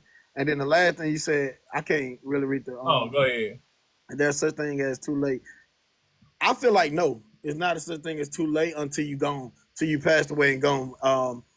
I'm in the oil field business, and I realize it's old heads out there, older white guys, older black guys. Some been figured out today with 50, 60. Now, in a lot of ways, this is too late for certain things to happen, but it's not too late in an instance of you getting it together. Unless I feel like until you passed away and gone, I feel like that's when it's too late and there's no coming back. You know what I'm saying? Because I feel like everybody still got a fighting chance as long as they got breath in their body. But in the oil field, I heard some of y'all talking about learning something new. I sit down, I sit back, and you gotta, like y'all say, y'all gotta kiss some people butt, especially out there in the oil field business, man. You want to climb in ranks and whatnot. It's a hard thing to do, to sit back and sniff nose other people butt. But if you want to climb in ranks, you got to do that at some point, and you got to be humble enough to allow them to teach you. Like, I always just sit back and I tell the older guys, I say, hey, teach me something new today. What can I learn? What can I do? And then that invites a lot of networking. That invites a lot of maturity. That invites a lot of growth. And some of the old guys that figured out too late in life, they finally got it. And now you realize as a young man, you See, finally what we figured have out in our the business. community too, big bro, is the whole. Hold on, Noodle. Let him finish, bro. But that's about it. You know what I'm saying? I just feel like it's a lot of things. A lot of black people, we got to get together and say, hey, we got to come together and get right in the community, man. It's too much bull job going on, and we should both be growing in life or whatnot. And if we can come together and do bad, we dang sure can come together and do good. But that's all. Okay. Go ahead, Noodle. Appreciate you, big bro. My bad for speaking over you, No, you deep good. bro. You Yeah. So basically, what we have in our community that mess up our community is the whole never outshine the master mentality. I was explaining this to an older woman in one of the last panels I was in, and I said one of the worst things that happened to our community by far and large. Now we had our problems before, but the things that I can see, especially dealing with us, and most of us are not wealthy. We're not middle class people. We are stuck on the 48 laws of power, and we're stuck on think like a woman, act like a man type of mentality within our community. And we're using these things against other people, especially other brown, poor people, right? And we got to get up out of that never outshine the master mentality, the crabs in a barrel type of situation. Even though crabs in a barrel, they're actually trying to help each other get out in actuality. But when we see it take place, it look like the crabs are trying to push each other back in. But like Deep Talk was saying, we have a lot of people within our community that says "kiss my ass," and we have a lot of gatekeepers within our communities because they had to go through the trials and tribulations and learn the hard way and had to be the example. So then they put that extra stress on our shoulders, and they use our shoulders as a ladder to climb up over to get over to the next stage and look over the wall. And then they relate a message back to us that there's actually success on the other side instead of just building the ladder, putting it down so we can climb up. Um, we have a lot of issues that go on within our community, and the only way to fix it is by being blatant, blunt, and honest with the next man, woman. We got to be honest with each other. If we could out each other, tell each other business, we are one of the only cultures on the planet who rely on the expose culture. We love to expose each other, tell everybody's business, tell it, there's no other people in this, on the planet who does it, and who does it the way we do. Mexicans can live together, Asians can live together, Indians can live together, and we make fun of them. But guess what? We can't live together. We're scattered up and we're sitting at everybody else's table. It takes responsibility and it takes honesty. Let's stop backdooring each other, sleeping with each other wives, stealing from each other, unaliving each other, acting foolish. You feel me? Cut the TV off, cut the music off. Stop allowing strangers to tell our history. Stop allowing, the BS to go on. We're human at the end of the day. We got to stop judging each other so harshly. Even with this whole situation going on with the Diddy case, right? And I don't stand behind none of that stuff at all. You feel me? I don't. But I understand it. I totally understand it. And it's a lot of stuff that's going on with that. And then we're using that to attack each other as well. Like, let's not use his situation to tear each other down. Let's not try to just, destroy the rest of the little community that we have. Let's learn from this, move past Could you it. give us an example of how? What you understand about this situation? I can hear you, family. You said you understand it. What do you understand? Are you talking to the person in the comments or me? I'm talking to you. I understand what? What part? You said you understand the Diddy situation. Oh, yeah. I mean, I understand the Diddy situation. What I mean by that is that, everybody, like, we finally got one, let's, you remember, I think, what was it? Are you trying to say like the takedown of a powerful black man? Are you trying to go that route? No. What I'm trying to say is that, we finally got one, we feel. You feel me? And I think it's being taken out of context. I think that we need to let the courts do their job, let them people do their job, and Yeah, you gotta go, babe. What's good, everybody? I'm kind of To that new, and I was just popping into what you were saying. What's up, brother? What up, Benny Ray? I follow your channel, brother. Hold on though, Interstate. Tay, My bad. let her go, and then you can go. She been here. Yeah, so I was All gonna right, sorry about back that. off what Deep Talk was saying. Like, for 25 years old, I feel like it really depends.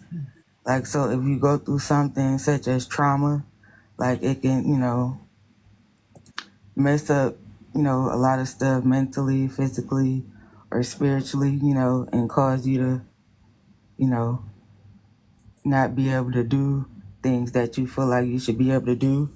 And you can, take a pause in certain routes in life and, and, yeah. And I feel like the black community is childish because we can bully each other and envy each other for no reason when we can help each other.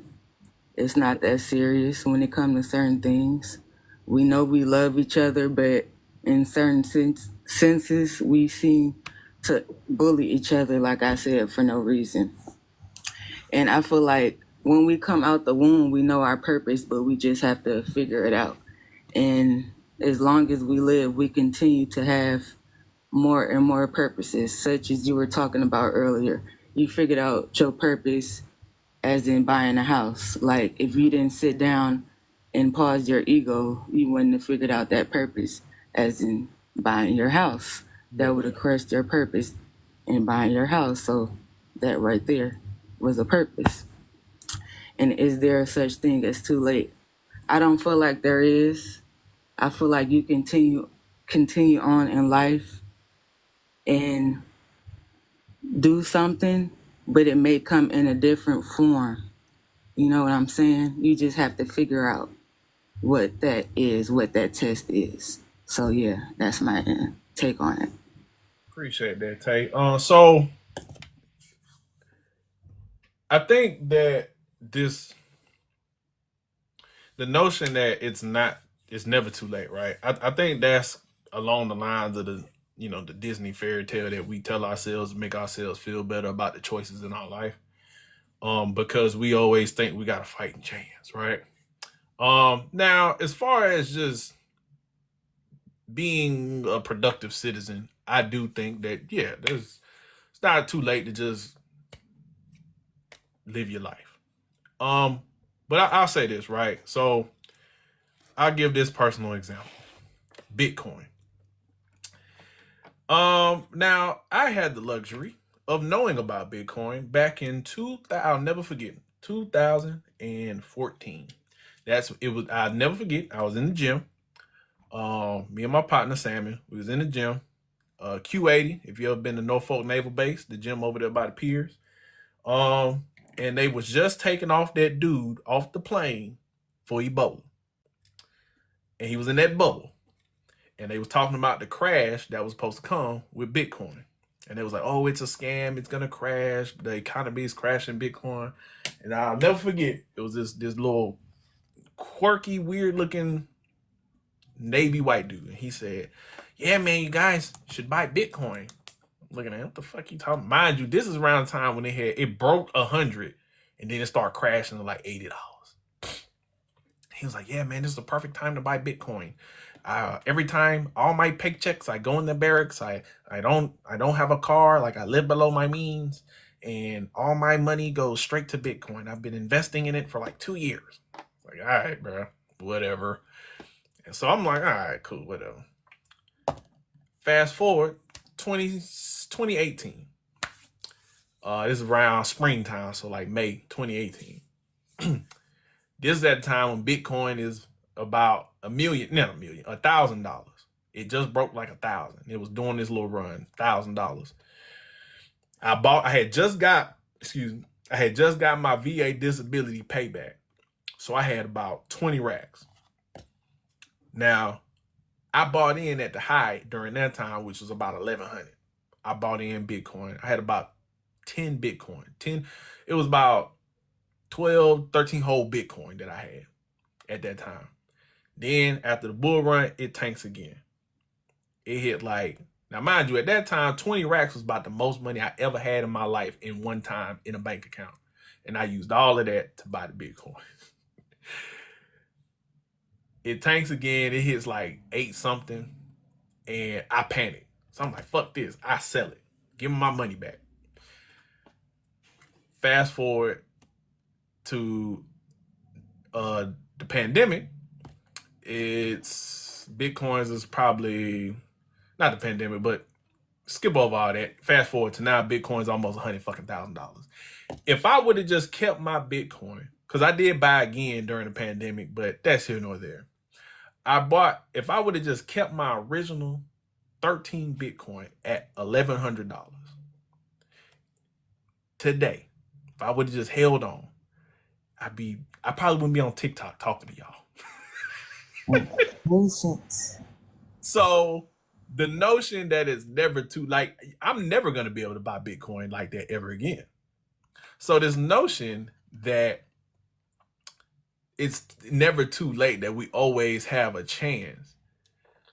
No, in a lot of cases, it's too late.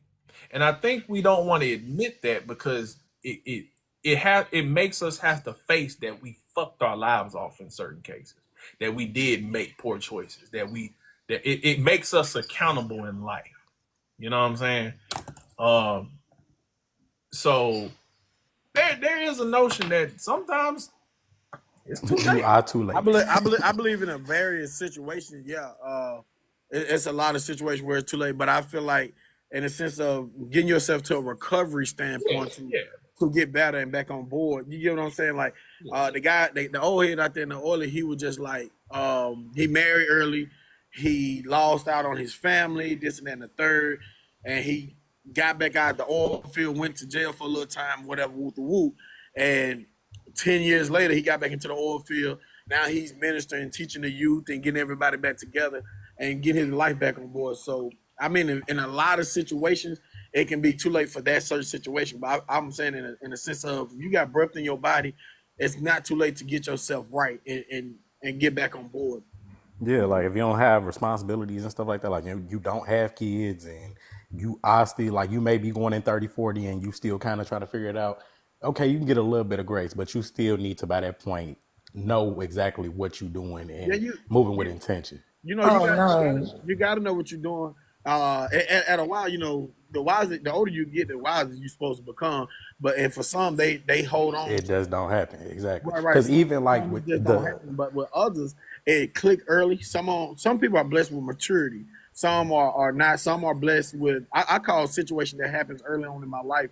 You know, that made me mature fast. I call that a blessing because when I look further on down the road, the age I am now, and I look at older people, I be like, God, I'm really blessed to have the knowledge and the wisdom that I have. You get what I'm saying? And a lot of people yeah. faced with certain consequences, certain life, certain choices that they made, they wasn't held as highly as accountable or whatnot. So I just always felt like, you know, when that do come about to them, it's time for them to get it right, and they have a chance as long as breath in their body. Right. And Yeah. Even like the phrasing of it, like, 25 isn't old, but you are still a young adult. Like that's the key part. You're an adult. So, yeah, 25 is very young, but it's also old. And like I said, in a lot of instances, depending on who you is, what you come from, what you got going, especially in the spiritual sense, you know, a lot of people don't have it there spiritually at a 25-year-old age, but you know, hey, it's still a fine chance for them to get it away.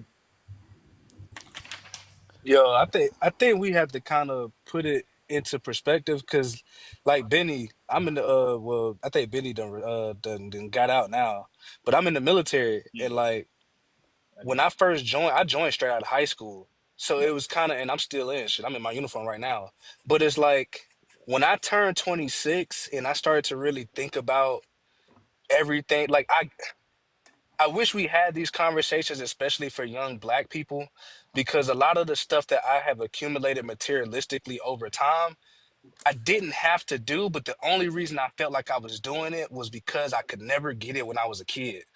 So I used to try to tell myself, especially when I turned 25, like, damn, I didn't need to buy that truck. I didn't need to buy that motorcycle. I didn't need to spend all that money on grills. I didn't need to get uh new Air Force Ones after the second time you wear it. I didn't need to do a lot of different things.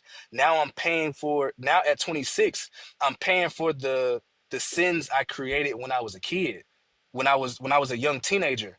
But we don't want to have that real conversation with ourselves until your back is against the wall. So I think that's why a lot of people we want to still call 25 young, but honestly, 25 ain't young at all. Yeah. Like you're 5 years away from 30. That's why most people don't, when they get close to 30, they don't want to talk about it because subconsciously, especially if you haven't accumulated or you have nothing to show for it, by the time you're 28, you're looking at it like you pretty much fucked it off. That's And what people it know is. that. I'm glad you said that. When you ain't got nothing to show for it, and you Yeah, compare, we ain't got nothing you to show start, for it. Definitely. and you start looking around, and you see other 28-year-olds, and you be like, damn, like they'll look at me and be like, well, you just different, bro. You did different because you third. Like, nah, bro, at 30, you should be doing all right for yourself. You should Yeah, be that's doing why all I right, don't bro. like that's why I don't like when and I don't want to make this like no gender thing, but I just kind of hate when women tell other women to have their fun in their 20s and do X, Y, and Z in their 30s and all this other extra shit because I'm doing exactly what they're telling other women to do. I was doing the exact same thing. Like I said, I joined the military straight out of high school, and at 26, I'm paying for the sins that I did 7 years ago. Yeah. People need to start being realistic about a lot of these things. Cause shoot, if I knew what I knew now, I should have used that VA loan in Vegas when I was 18. Boy. So I Oh, could have sold it off right now. Now I'm about to move to Miami with nothing to show for it. Besides the materialistic things that I have bought. Don't get me wrong, life is good. I'm yeah. straight. But you But could have been there's better. a lot of different things that I've seen over time with the deployments that I've been on, the amount of money that I've accumulated. Yo, if I would have known what I knew now and applied that when I was 19, 20, yo, half of these Well, conversations we wouldn't even be having. Not to cut you off, but I got a question. How many of us in the group chat grew up with like father figures in our lives? Real quick, I just want to see something real quick. It's Mine, the point why me, I'm gonna ask that. Yeah, I had multiple You father had a figures father in my figure? life. I Yeah. had yeah, I I had had my I dad. mean I had mine. I mean I I'm Wait, my I'm fault. Go ahead. sorry. What was the question again? I'm sorry. Who How had many of father us figures had in their father lives figures that's in in our the panel? lives? I had one. Well, I had a lot. Oh yeah, my fault. I can answer the question. I did. My fault. And I mean I did as well. The reason why I'm asking is because I mean I don't know about everybody live. 25 is definitely old to me, right? It's not too young. The thing that changes it is young is how you spend your teenage years. You know what I'm saying? yeah. If you spend your teenage years bullshitting, of course you'll feel like it's young. You know what I'm saying? To me, for me, at 25, I wasn't supposed to see 21. So by 25, like bro said, I had a little motion in the medical field and was still trying to figure things out. And then like most of my young homies who didn't have maybe a grandfather or a OG or somebody be like, at least graduate. You know what I'm saying? At least have a job. At least instead of going to the club, stay out the way. That was a factor in that. You know what I mean? And then by the time I got 30, I had graduated from college. I mean, shoot, I'm 39. I still ain't got to figure it out. But at least I go to my crib and jump in my truck and I'm straight. Goddamn right. But that also that goes to that's deeper than even in our generations because then like I never heard my granddaddy tell me he loved me. You dig what I'm saying? I never heard that. It was just shown by what was in here. So even when I had my children, I didn't think of a mindset to show love. It was just monetarily. You know what I'm saying? Everything to us in our community, even more so, is monetarily. Like how bro was talking about, man, I gotta have this. Oh, they ain't went out. I think Buddy got a call. But nah, the Well, last thing I was gonna say is just make sure that when we talk about, I think a lot of the things that we have is deep rooted in monetary value. And like Yeah, you said, even though I had my dad never had these conversations with me about, I used to not necessarily envy, but your kids see everything. And my dad's a truck driver, so he always cashed his check at Wachovia, which is now Bank of America.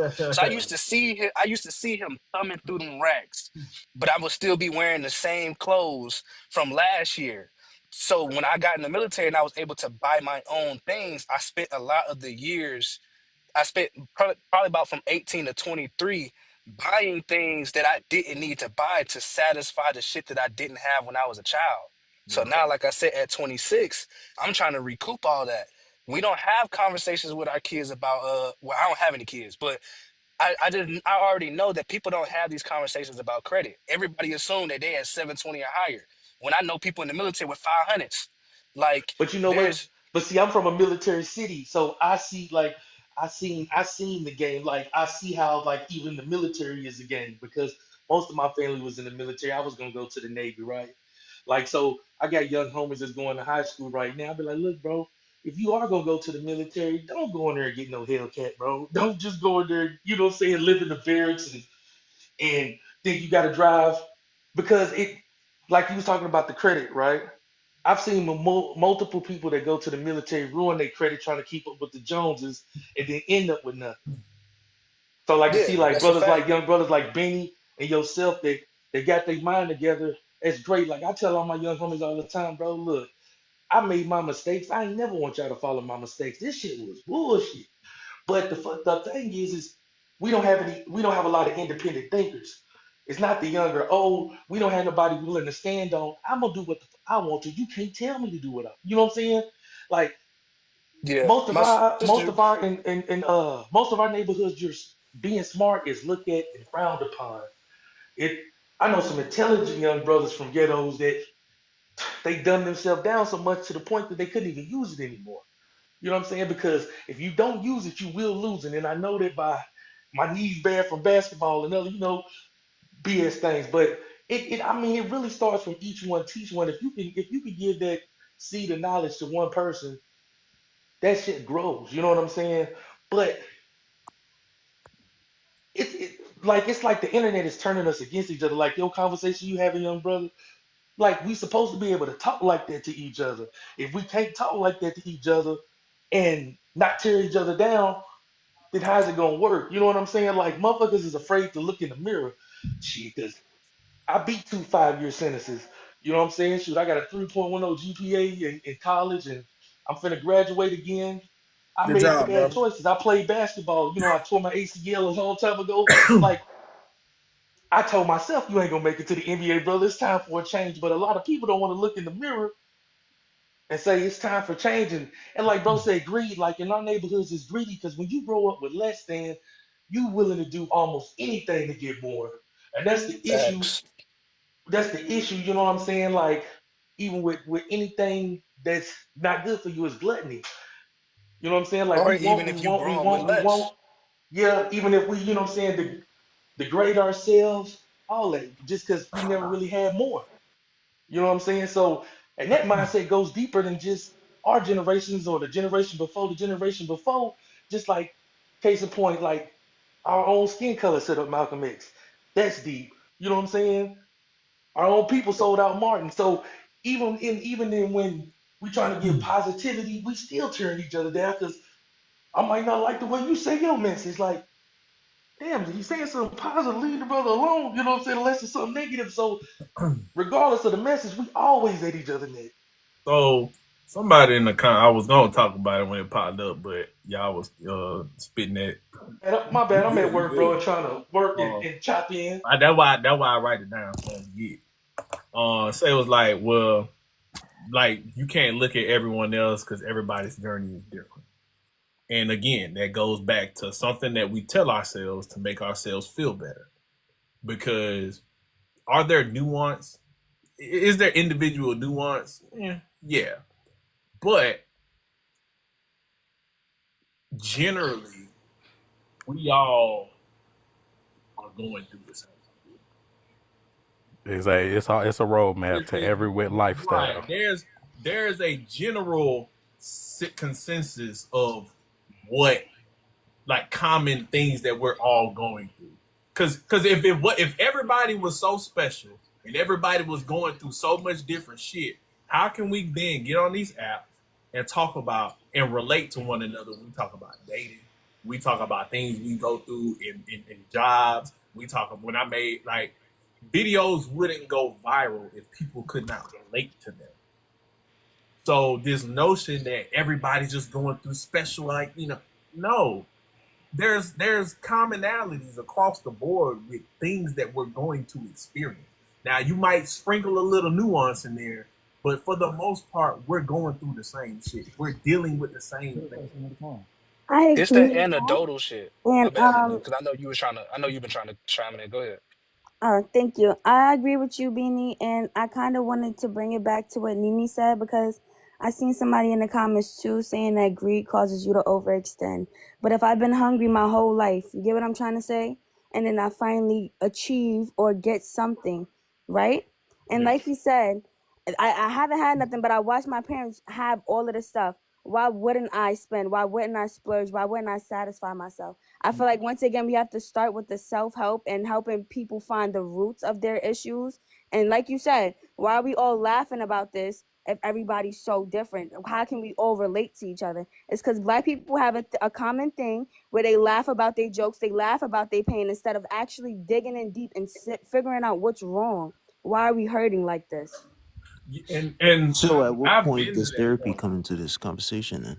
At that I point. don't really think That's Or therapy. do you, I don't good. feel I like that's just not Not seen important. therapy, somebody. but everybody has to work through their own personal mental issues. I feel like that's a very big thing. In order for you to benefit the environment around you and to bring more people into this world, you have to figure out what's going on with you first. It's Figure out how called can I fix me first. it's called holding yourself accountable. I was about to say that it's really just accountability. And as far as like this notion of uh, you know, being like, when you finally get the money to do the things you always wanted to do, and you just start Yeah, like splurging. That's a I part of can't being. explain it. Like it's a Well, but real like I'm about to say, like, I've been there.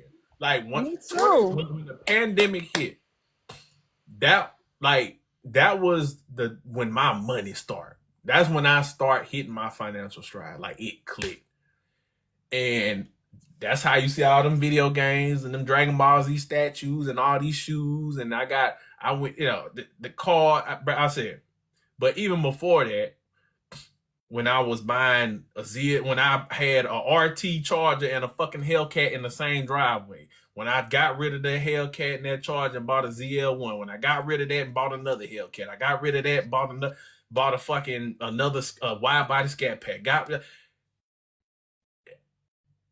You have to get to a point where you hold yourself accountable and you say, is this worth it? Like, what the fuck am I doing?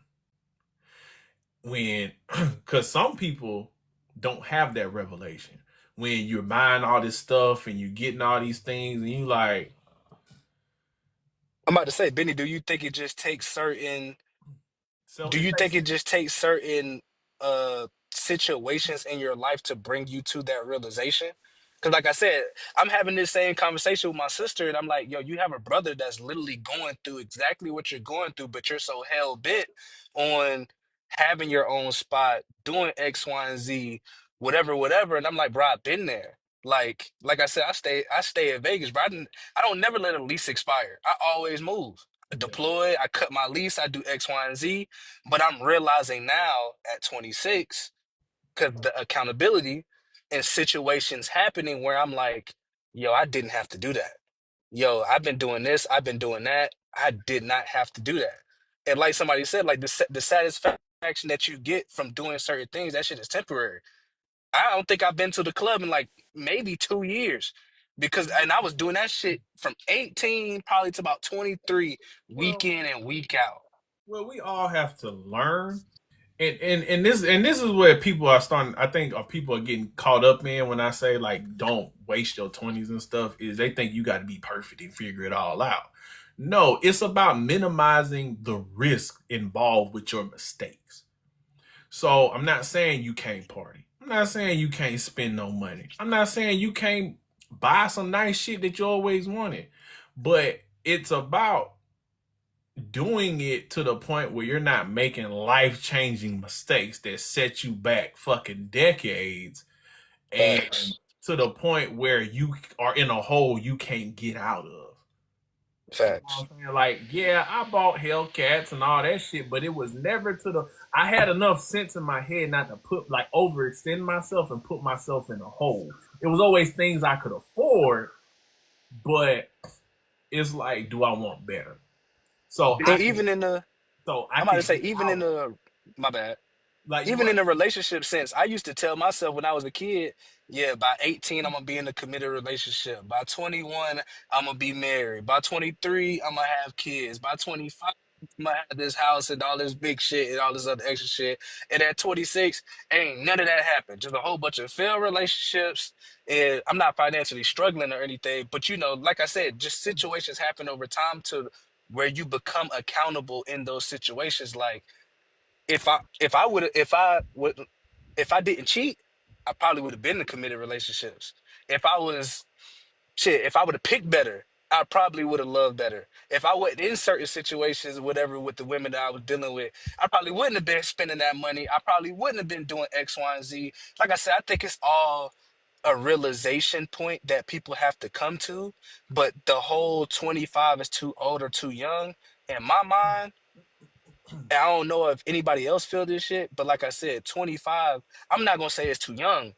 Definitely not gonna say it's too old, but you do get too old for certain shit. Right. Certain shit just shouldn't even be a thing. Like Sure. certain shit just shouldn't be a thing. You should have a sense. Like I said, by 25, you should have a foundation. That's what it all boiled down to. At 25, you should have a foundation. You should know you should have an idea of where you want, like, where you're going in life. And that's what I'm saying. That's a mental that's the mental capacity, because like I was teaching and I preach to a lot of young people and the youth now, when you're in college, right? Especially in today's day, when you're in college, if you're a 23-year-old, 24-year-old that's in college, you praise, right? You're still living in your parents' house, you getting praises and whatnot. And I tell them, go to college as much as you can, give it a shot. But the realization of college sometimes don't always lead to that certain career. You get what I'm saying? No matter, I know people that got many doctorate degree or many degrees or whatever, but it took them 5 to 6 years to go finally into that field and get accepted. So I used to tell them, now if you're a 23 and 24-year-old still living on the roof of your parents, whatnot, or a 25-year-old, you're shamed upon. So in that instance, you trying to, you get what I'm saying? You trying to build. It's all in the situation. You trying to build now. Once you finally, let's say like once you finally got to that point, okay, you done graduated college. Okay, the career ain't taking off like it's supposed to. You waiting, whoop, whoop, but now you still in that house. Now it's like, okay, I know where I want to go mentally. I know where I'm headed mentally, but now I got to start really working.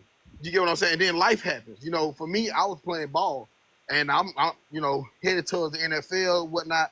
And at 20, 24 years old, I'm in a dorm room.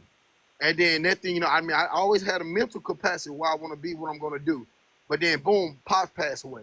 Now I got to go back and take care of the family. Now I got to get to work. Well, for some people, it seemed like, hold on now. This guy, he's still living in the house. He's still not doing, you know what I'm saying, X, Y, and Z. He's supposed to be already here and there. And for them same guys that didn't go to college, at 19 or 18 when they graduated high school or whatever, they was already into the field of working. You get what I'm saying? They was already making their mark on life. And some had it figured out. So that's why I tell a lot of people 25 is still a young, even at 25, for the one that got it figured out, that's still a young age to have it figured out. That's a great thing to have. And at 25, for those that don't have it figured out, you got to look at them and be like, why you ain't got it figured out yet? What's going on? I think you got to grant some kind of, let me say it, you got to always have accountability for everyone, but I think you got to grant some kind of leniency on everybody's situation is very, very much different, and some got to figure it out later than what they had. I asked you this. Talk So to me. if you feel like shit, so when your pops passed, you said you had to go back and take care of the family. What you mean by that? So when my pops, it's 14 of us, right? And the basis that we lived on, my daddy, we never saw our mama work, right? She, I come from an old, what you call it? I come from an old demographic, right? And so I'm the middle child, right? All my older brothers and sisters, they grown and gone. They was grown and gone or what have you. So when he passed away, it was like, oh Lord, you got this and that going on, yada yada yada with the woo. We wanted to always financially stay forever stable. So I realized that early in my college career, I was like, I gotta hear him make this, because if something was to happen to them, they gonna need, some kind of help, benefits or whatever. So once he finally passed, things started to go downwards, spiral downwards. And I was like, yeah, I gotta go and do what I gotta do as a man to continue to help on. Which it only took a year for me to make sure everything was running good. You know what I'm saying? And some people don't have that ability. Called the young ones, it was like at the time. You say you got 14 siblings. I got 14. So Nobody else could help. Hold on, T. Will. Come on. So why did you have to be the one to sacrifice your future when you had 6 other siblings in front of you? Exactly, right. He was the one that stepped up. You don't get to pick and choose on who your Well, parents yeah, decide and to go on what she said. Hold on. Go. I want him to. I'm sorry. I kind of related to them a little bit. I'm sorry. Well, see, and that's just the exact thing, different one, and that's what I'm talking about, maturity and accountability, right? Others that already had their families or whatnot, they didn't say, all right, let me take a step back and let's not risk this guy's future. A lot of them didn't do that. So, and me seeing what it is and knowing what it was at that sense. I'm just getting to the. I'm just want to highlight, because a lot of our people go through this. Now, right. At the end of the day, that was your choice. You know what I'm saying? Definitely. But you had 6 other siblings who should have been in better positions than you were at that time. Correct. You had a father who should have left your mother something. He did. So she wouldn't be in that position. He did. and they're counting on you to put your life to the side. Who Well, who you see, hadn't even well, you see, gotten started. Like that's you see what no, I'm no, no. saying? What, I get exactly what you're saying. Trust me, I had to analyze it as I analyzed it as well. But see, that's what I'm saying. He left back a good enough, you know what I'm saying, to make sure. Let me say it like this: he made sure the kids and my mom was taken care of, right, for the ones that was coming up. But me knowing and understanding life in that sense and whatnot, I also saw how quickly it was deteriorating or how quickly it was going to deteriorate. You know what I'm saying? And when that came about, you know, the youngest one he was 12. The youngest one being 12 or whatnot. So he's done lost our pops, you know what I'm saying, or what have you. So me knowing and understanding the situation at hand, and I know I'm that one, and like everybody know, it sucks to be that one that got to go on a, you know, cut back or whatever. But knowing the situation at hand, I had to handle it as a man and do what I had to do by the blessing and the love of God. It got handled within a year's time. Got everything running, da da da, whoop the whoop. And then I got back to chasing what I love, my career. You get what I'm saying? But at the same time, I understood it is what it is in the sense of football now. I got to stick to this work schedule. I had to stick to that work schedule. But that's what I'm saying. Everybody is a maturity level ain't always there when it's supposed to be or when it can be, and in a lot of situations. And I wanted to add on to what Deep Talk was saying. A lot of people don't realize is like the only explanation you get as a child is that that person is grown and that you're a child. So it doesn't matter what they're asking you to do. Especially coming from the oldest from a single mom, the oldest of six. Like you said, why would you sacrifice your future knowing that these other people were supposed to handle their responsibilities? And like he said, sitting in that environment impacts you as well. Not helping the environment that you're in at home impacts you. If I'm struggling at home and my mom is screaming and abusing us because we don't have financial abilities at home, how can you expect me to focus in school? You get what I'm trying to say? And that was a struggle for me that I had to go through, where I had to, okay, I'm gonna handle my home business, and then once I handle my home business, then I can figure out school. But I can't do both at the same time. And like you said, for a lot of Black people, if you choose school, now you're going through a legal process that the rest of your siblings that are younger than you have to go through, that they don't understand. Like, it's a lot of other impacts to where it's like, why don't you choose yourself? And it's just like, when I did choose myself, me and my siblings ended up in foster care. We ended up a lot worse off than if I would have just dealt with the BS and just helped my mom. You get what I'm trying to say? I think we all understand what you're trying to say. It's just you're blaming yourself for something that you had no hand in. No, I'm not Like, blaming myself. I'm just saying that I but you're understand I saying wasn't supposed like, to be there as a kid. You get what I'm trying to say? I no, wasn't we supposed to be we there. But no, I it's understand just what you're like, saying. It's just like, I don't know what else anybody I don't know what else any what decision anybody else wanted me to make. You get what I'm trying to say? I don't know how anybody wanted me to choose myself when I wasn't put in a place where everybody only thought about themselves. You get what I'm trying to say? Everybody's doing it for the pack. You get what I mean? but it's like we understand. It's just we want to tell you that it's still beneficial to you to go off on your own and do your own thing and make sure, because you can't help somebody if you don't have anything. It's just a constant cycle of the same BS. So if you have to step back and go off and live your life and do your own thing, and your parents gotta suffer, that's on them. That's the life that they created. You are a new individual on this planet. Your parents had you, but you have to live your life. Like, you can't be in the mindset of, oh, because this happened when I was a child, this happened when I was a child, I can't advance because I always got to look No, I'm behind not me and saying make I sure my can't people advance, and good. I I thank mean, you, I and I understand that, not appreciate to y'all, buddy, and I and I understand appreciate that, you but for the kind that's words. easier said What than I'm done, trying though. to say is that when I didn't have an option, and when I'm trying to say I didn't have an option, I'm talking about when I was a minor and I couldn't, like you said, up and leave and just pursue my life. When, like, that was the choice that I chose, and then like you said, I didn't let it affect me my whole life. When I got of age, moved out and I finished my schooling and everything. But for the time being, I didn't have that choice. That's what I'm trying to say. Okay, okay, I got you. I got you. So what was the situation? Cause I don't think I heard the actual like situation. So like your mom was doing something and you had to pick up her slack, or else your siblings were gonna go to foster care. Basically, my mother wasn't.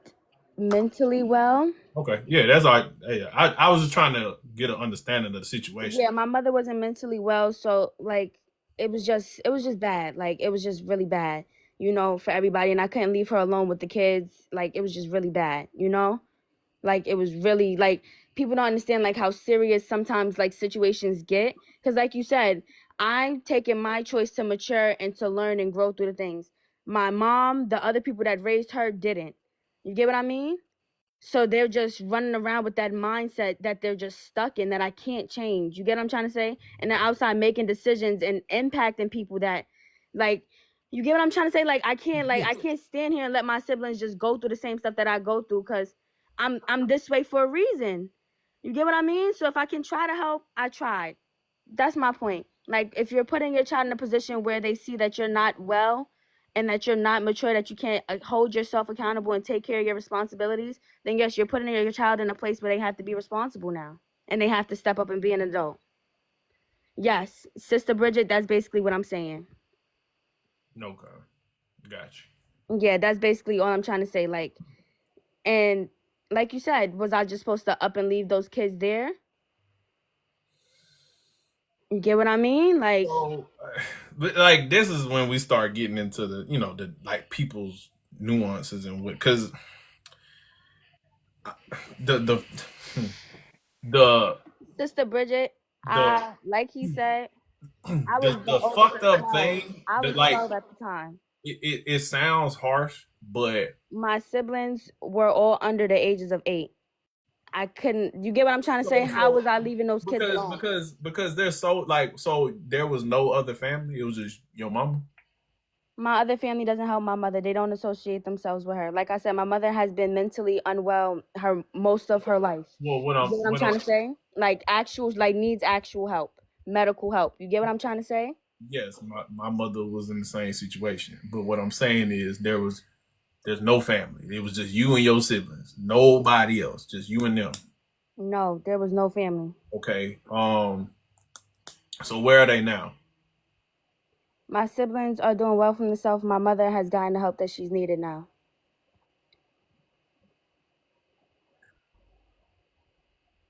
I mean, at the end of the day, that's a choice you made. It paid out, but I the That's what I'm thing. saying. What I my point was to just show people that shit happens, like you said, like stuff happens, but like Tweel said, I didn't have to stay stuck. I didn't stay stuck.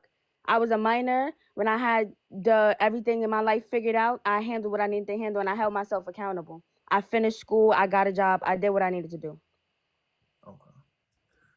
What you I was feel gonna say? you. Interstate. What'd you say? Nah, Interstate was gonna say something earlier. Yeah, my bad. I mean, we all the products of some societal environment that shit you just get stuck with shit. You know what I'm saying? Like my mama was on dope, my daddy wasn't there. Like it was what it was. You know what I'm saying? But like she said, like I have a close knit family, so they didn't give up on us. Now it sucked watching everybody in the family open up presents and shit when they nuclear family was in me and my sister's face, but that made me want to go get it. We can't speak like you said, like bro said, 25 was young, like or old, like it didn't matter to me. I had to go get it. Not everybody's got that in them. You know what I'm That's why saying? that's why I don't be trying to hear everybody's story. Because at the end of the day, we all got something. My mother left me when I Because was fucking 10. I went to my fifth grade I graduation, came home, she was gone. shit, I used Because to have she to had be some at shit. basketball games and watch everybody families in You there. know what Shit, I'm I saying? ain't Like, have nobody. You know what I'm you know what saying? I'm saying, Shit. bro? But Everybody got a story. We all came from some bullshit, but it's like, but you know the reason why I asked about the father figure Get shit, not so to cut caught you in off, Benny. that I ain't trying to bullshit, cut, like y'all I gotta get back said. to work. You can't get stuck in that bullshit. Like that's one thing I always told myself. Like you can't get stuck in that bullshit. Like even now, all my friends got babies and I have no kids because I've raised kids my whole life. I know that kids is not beneficial to me in any type of way. You get what I'm trying to say? yeah, Why would I sit here and have kids? yeah. I mean, hey, Saying about the young and old is all trauma. It's how you get to your trauma. And for most of That's us what in I our was trying to community, we say. It weren't all able to get trickles through the down to trauma. that. That's what I mean when I That, said it all that's trickles down that's to where the the young and self-help. old shit gets in. It's basically trauma. How did you get through your trauma? Because most people of our skin color, no matter if you had money or not, you had some type of trauma. Because I had family that was in middle class, and I was like, oh, y'all got money. Everybody got it, you know what I'm saying, got it together. And then when I was living around, I'm like, damn, y'all motherfuckers just as fucked up as the people in the project. So I was like, okay, well, that just showed me money don't give you morality, and money don't give you any more or less than a person besides monetarily. You do what I'm saying? But you know you gotta have that shit. And if you want to survive, you know what I'm saying, you gonna do it. So Yeah. it just go both ways, brother. But I'm gonna tap back in when you go live more often, man. I gotta get back to work, gotta Yeah, take care of yeah, my for people. sure. Somebody died on me. Yeah. Hey, Okay. appreciate you stopping through. Who is it? Samo? Yeah, Much love to I've everybody been though. waiting. But I know I was gonna address the first like part of the prompt, like is 25 years old, still young. So I'm currently 24. I turned 25 in April, and like I think a lot of people don't understand.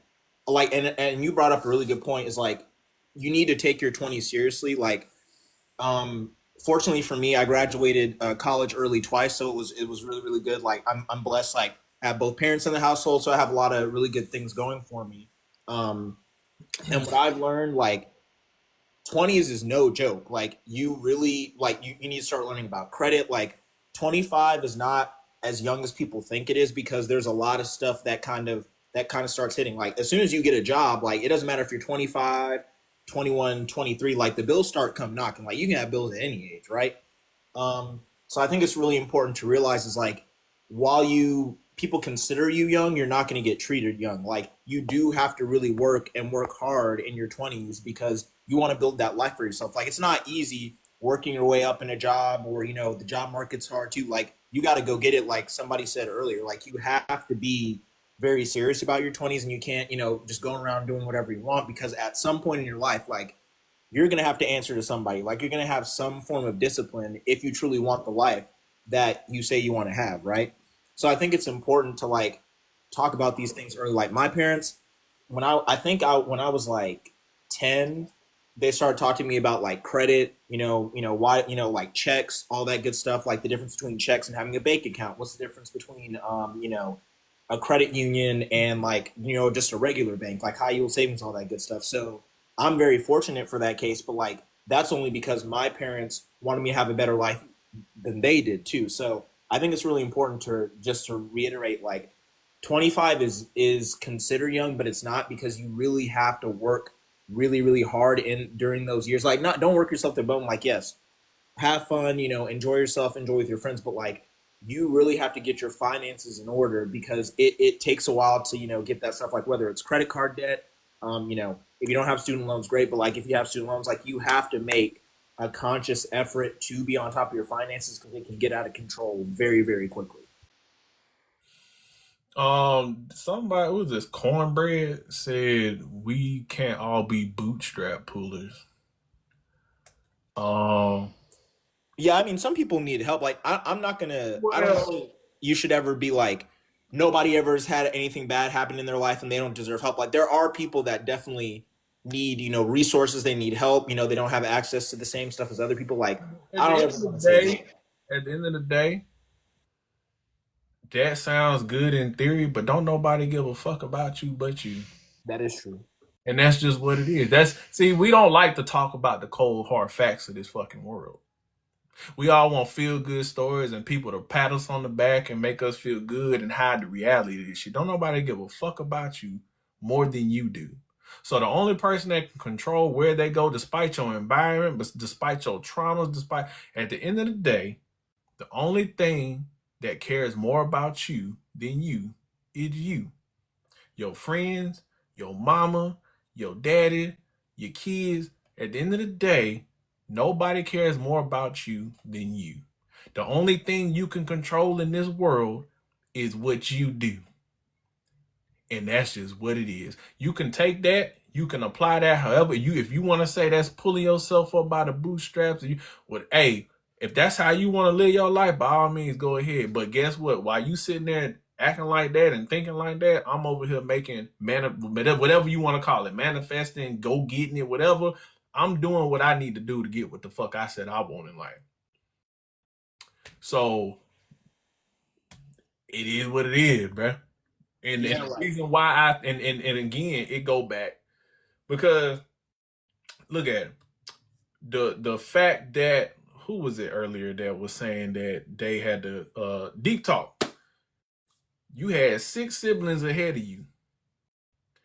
You had to be the one to go take care of your moms. That shows right there. Just because you mama don't mean your kids gonna give a fuck about you. Just because you daddy, them your kids don't mean they gonna give a fuck about you. Your homeboy that's been your homeboy for all these years.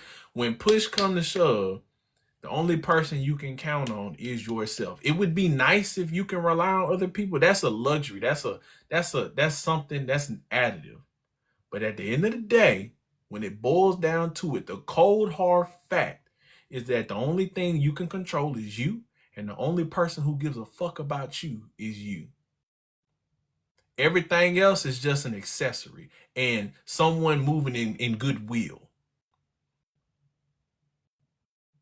So the only thing you need to do, or you should do, I'm not saying be selfish, but always and not put yourself first to the point where you don't do nothing for nobody, but always understand that when push comes to shove, is people are gonna look out for themselves. Rightfully so, because humans want to survive. You know, survival is human nature. Everything that somebody does for you is just, some out of good grace. Nobody owes you anything. So whether you think that, you telling me to pull myself up by the bootstraps, no, I'm telling you to handle your business and stop relying on everybody. Do what you need to do to create. That goes back to what I was saying earlier, networking. Do what you have to do to create the environment that you are able to thrive in. Go make the friends who are going to look out for you. Go find the people who are going to give you the information. Go get the information for yourself. Teach yourself, man. Because nobody's going to give you shit. And I guess I learned this early because I did get booted out the house at 17. I did have to go out and make some shit shake in a foreign state that I knew nothing about. I got shipped off. I got stuck in bumfuck Jacksonville, North Carolina. I had to meet all new people. I was out of my comfort zone. I had to fall back on everything that I learned up until that point, and I had to go make some shit shake. And you realize when push comes to shove, the only person that you can, and that's why people get so caught up in getting hurt and, well, I trusted that. At the end of the day, when you learn that you can't control nothing on nobody else but what you do. Like, I keep saying that because I want people to understand that when they blame everybody in my situation or the people, my surroundings, my environment, you can't control your environment, but you know that environment is not where you want to be. So you do what you are supposed to do to get the fuck out of that environment. Because you know what you don't want to be. You know what you don't want. So even though you don't have the example, your daddy wasn't there, your mama wasn't shit, the hood, when I was growing up, I saw street dudes. I didn't want to be that. I saw baby daddies get strung around by baby mamas. I didn't want to do that. I saw them struggling and being hounded by women who they didn't like. I didn't want that. I saw my daddy sitting up, waking up every day at 4:00 in the morning and working at a post office, having to work overtime and holidays and all the extra shit to provide. I said I didn't want to do that. I knew what I didn't want. All I had to do was go figure out how to make that happen. So again, everybody got a story, bro. We all got a story. Everybody got a story. And guess what? Don't nobody give a fuck about your story. And that's just what it is. Nobody cares. Nobody cares. And again, it sounds harsh. I get it. It hurts. Oh, stings like, but when you accept the reality, then it gives you, then people can't let you down. Like, I don't walk around thinking that people owe me something. Like, because I was nice to you, you're supposed to be nice to me. Because I did this for you, you're supposed to do it for me. I don't work like that. I do things for people because I want to do them for people. When I like, that's why I said I don't loan money out, right? I don't. Then the minute a motherfucker tell man, I'm gonna pay you back, you not gonna pay me back. You not gonna pay me back. How you gonna pay me back and you the one need money right now?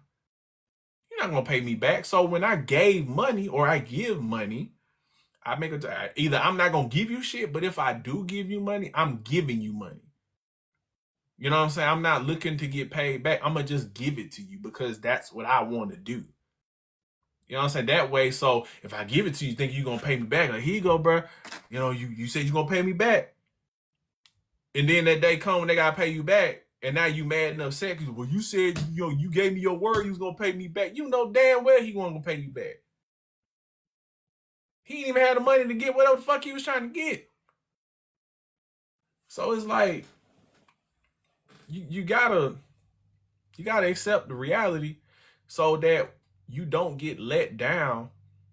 I guess it sounds like you expect the worst. It's not that I expect the worst.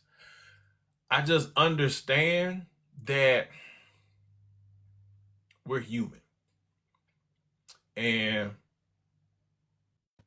you can't control people. And then everything somebody does for you is just out of good graces. That's just what it is. It's out of good graces. And that you shouldn't expect it from people.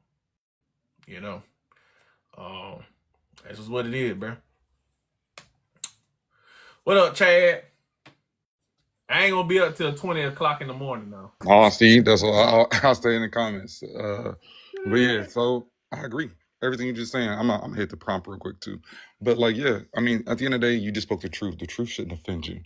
I don't get why the truth is so hard for people. Like, why it's so hard to be palatable for so many people. It just is what it is. Like, nature is good and bad. It's, you know what I'm saying? The sun can't shine every day. It is what it is. Yeah. Like, Can I add on to that? Sure. Yeah, like I think it's why it's hard for people to accept is because the uncomfortability of what he was saying earlier is like to really like go get it, like there's a lot of sacrifices that come with that, and there's a lot of self-reflecting and a lot of things that you have to look within yourself, you know, when you're going through that. And that's not making an excuse. I'm just saying, like, this is why it's uncomfortable for people. Like, when I lost my job the first time, I felt terrible. Like, it was probably the worst 6 months of my life. But what I also realized is, like, you know, I can either sit here on my bed and you know, cry and complain, or, you know, and you know, this isn't discount people's feelings. Like, yes, have your emotions, but like, you know, I still got to go get it. Like, I have to make a better life for myself. Like, you know, I saw my dad wake up, 4 a.m. every day. And he still does it to this day. He's going to retire in 2 years, thankfully. But I saw him wake up every day at 4 o'clock to go to work, dead tired, right? And then I would see him come to, you know, to my baseball and all that stuff. And I was really appreciative of that. But I was like, man, like, you know, I wish there was a way that I could make money to make sure that he's good, so that way he doesn't have to work anymore, or like helping my parents pay for stuff and stuff like that, right? But like, that requires some sacrifice, like to really go get it, to have the life that you want. Like, you can't bring everybody with you, you know, you can't do certain things, and yeah, it sucks, it doesn't feel great, and it is whatever, but like he was saying earlier, like, this is reality. Like, you have to sacrifice something. Like, something is going to be required of you that you don't like, that's uncomfortable, that's going to put you in a position that you really don't like, to get to where you're going, whether it's your purpose, whether it's a job, or whether anything like that. And I think that's the point that people don't want to admit, is like, you really have to put in some actual work in order to get where you go. People don't want to admit the truth. People are so uncomfortable with the truth because they don't want to come to the realization that you don't get to go through this life how you want to. This is not sprinkles and fairy tales and lemon gumdrops and stuff. You don't get to just do what you want to do. You cannot operate in that manner. And that's why it's so hard for people to accept that it's hard for people to accept restrictions. Like, no, you can't bring them with you. Why? And why are your feelings hurt because of that? You don't get to just do what you want to do. You can't operate in that manner. Nothing in this life allows you to just do what you want to do. You cannot be willy-nilly and free and nothing. Everything has structure, order, and discipline. But because so many people are lacking in discipline, everything that requires them to get in line and to operate within boundaries, it makes them offended. They get offended by it. It hurts their feelings. But really, it's not about anything on a moral thing. What it all boils down to is they are upset that they have to operate within restrictions, that they have to operate within boundaries, rules, and guidelines, because the majority of people are extremely undisciplined. That's where all that shit boils down to. But it's 25 years old, still young. No, it is not. Because, I mean, you can, like I said, you can live in your world of delusion all you want to. You can say, oh, I was young, I got all this time, but at the end of the day, we live in a global competitive environment. While you think you young and you all footloose and free, it's somebody else out there who is exactly like you're just doing yourself a disservice. You can be footloose and free all you want to. You just starting the race late. The 25 is not young. Like, and then if it's so young, why do so many people not have any problem with bringing a life into the world and supposedly being that person's parent and being solely responsible for the protection, the provision, and the direction of that life? But you're so young. No. You're old enough to say, oh, I'm old. And then when people don't even have kids by that age, y'all trying to tell them, hurry up and have kids. You getting old. But but y'all so young though. You know what I'm saying? You're old enough to manage an entire human life. This human don't know nothing else but you. And you are saying that I can handle that responsibility. But you so young though. No, you're not. You just don't want to accept discipline. Do you think the Black community is childish as a whole? Absolutely. 100%. 100%. Because of a lack of accepting accountability and discipline. The fact of the mental gymnastics that people go through to create an excuse but never a solution. It's amazing. Like, if you can go through all of these things and they can come up with all these convoluted different ways to come up with an excuse because of, oh God, this slave and this, all this stuff. But if you ask them to employ those same techniques on coming up with a solution, they could not. They could not. They will use their imagination to dream up excuses all day. They will use they will even learn words just so that they can apply them to make excuses. They learn concepts and ideas and terms so that they can use them to make an excuse. But they will never use those same things, those same skills to conjure up a solution. So absolutely, it's a living in a dream. It's when you live in a dream and then you have unregulated emotions, and then you have unregulated femininity being disguised as hypermasculinity. When you have people that genuinely feel that they do not deserve to be checked, even when they know that they are in the wrong, like, all of these are childish behaviors. Like the videos that we see online of all these people crashing out in the airport.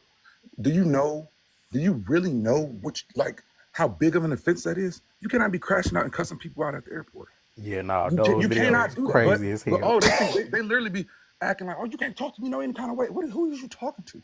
You don't have authority everywhere you go. But that's a childish mindset. It's a childish mindset. They think that they have authority everywhere that they go into this world. They don't understand hierarchy. They don't understand discipline. They do not understand structure, because that is a childish mindset. For you to ever think that you can turn up at the airport, you are a national risk. Like, you are a threat to national security, you stupid. Like what are you doing? Like you will be on a no-fly list for the rest of your life. Like, you are stupid. All this over a Spirit flight that you know that you were too late for. Like, it's just like, it's the childish mindset. It's a sense of entitlement. All of it is childish, but this plagues our community, and the refusal to learn new information while standing in your ignorance and being unreceptive of correction, while also thinking that you could tell everybody everything else, that you could tell other people what to do. It makes no sense. Like, if you know that you did not pay attention in school at all, ever? When certain topics come up, it's probably wise for you to just be quiet. But no, you rather argue it. You rather stand in your ignorance and argue against somebody who knows that you are ignorant because they actually know what they're talking about. That's the problem. What age should you have your purpose figured out in life? Figured out. Your purpose in life, you should have your purpose figured out by the time you graduate high school. That's what it's for. Like, you are literally waking up every single day, and your purpose don't mean I know what I want to do out of life. I know I'm going to generate income. That's not your purpose. Your purpose should be like, when you graduate high school, you should know, yeah, I'm not going to be no loser. I'm not doing that. I knew I wasn't going to end up in the streets. I knew that I wasn't having no kids. You should know your purpose in life are the things that are going to be pivotal, that cause Dictate the paradigm lifestyle shifts. that you live. Yeah, like that can cause paradigm shifts in your life. Like, you didn't know that you was gonna end up in jail because you were selling drugs. You choked. Like, you knew this. You knew that you made that choice. Like, I knew that I did not want to sell dope. I knew that I did not want to do certain things. That's all you need. Like that's your purpose. You had that figured out. Because the thing that school offers that people don't even appreciate is that school offers structure. School offers you something that is a regimen.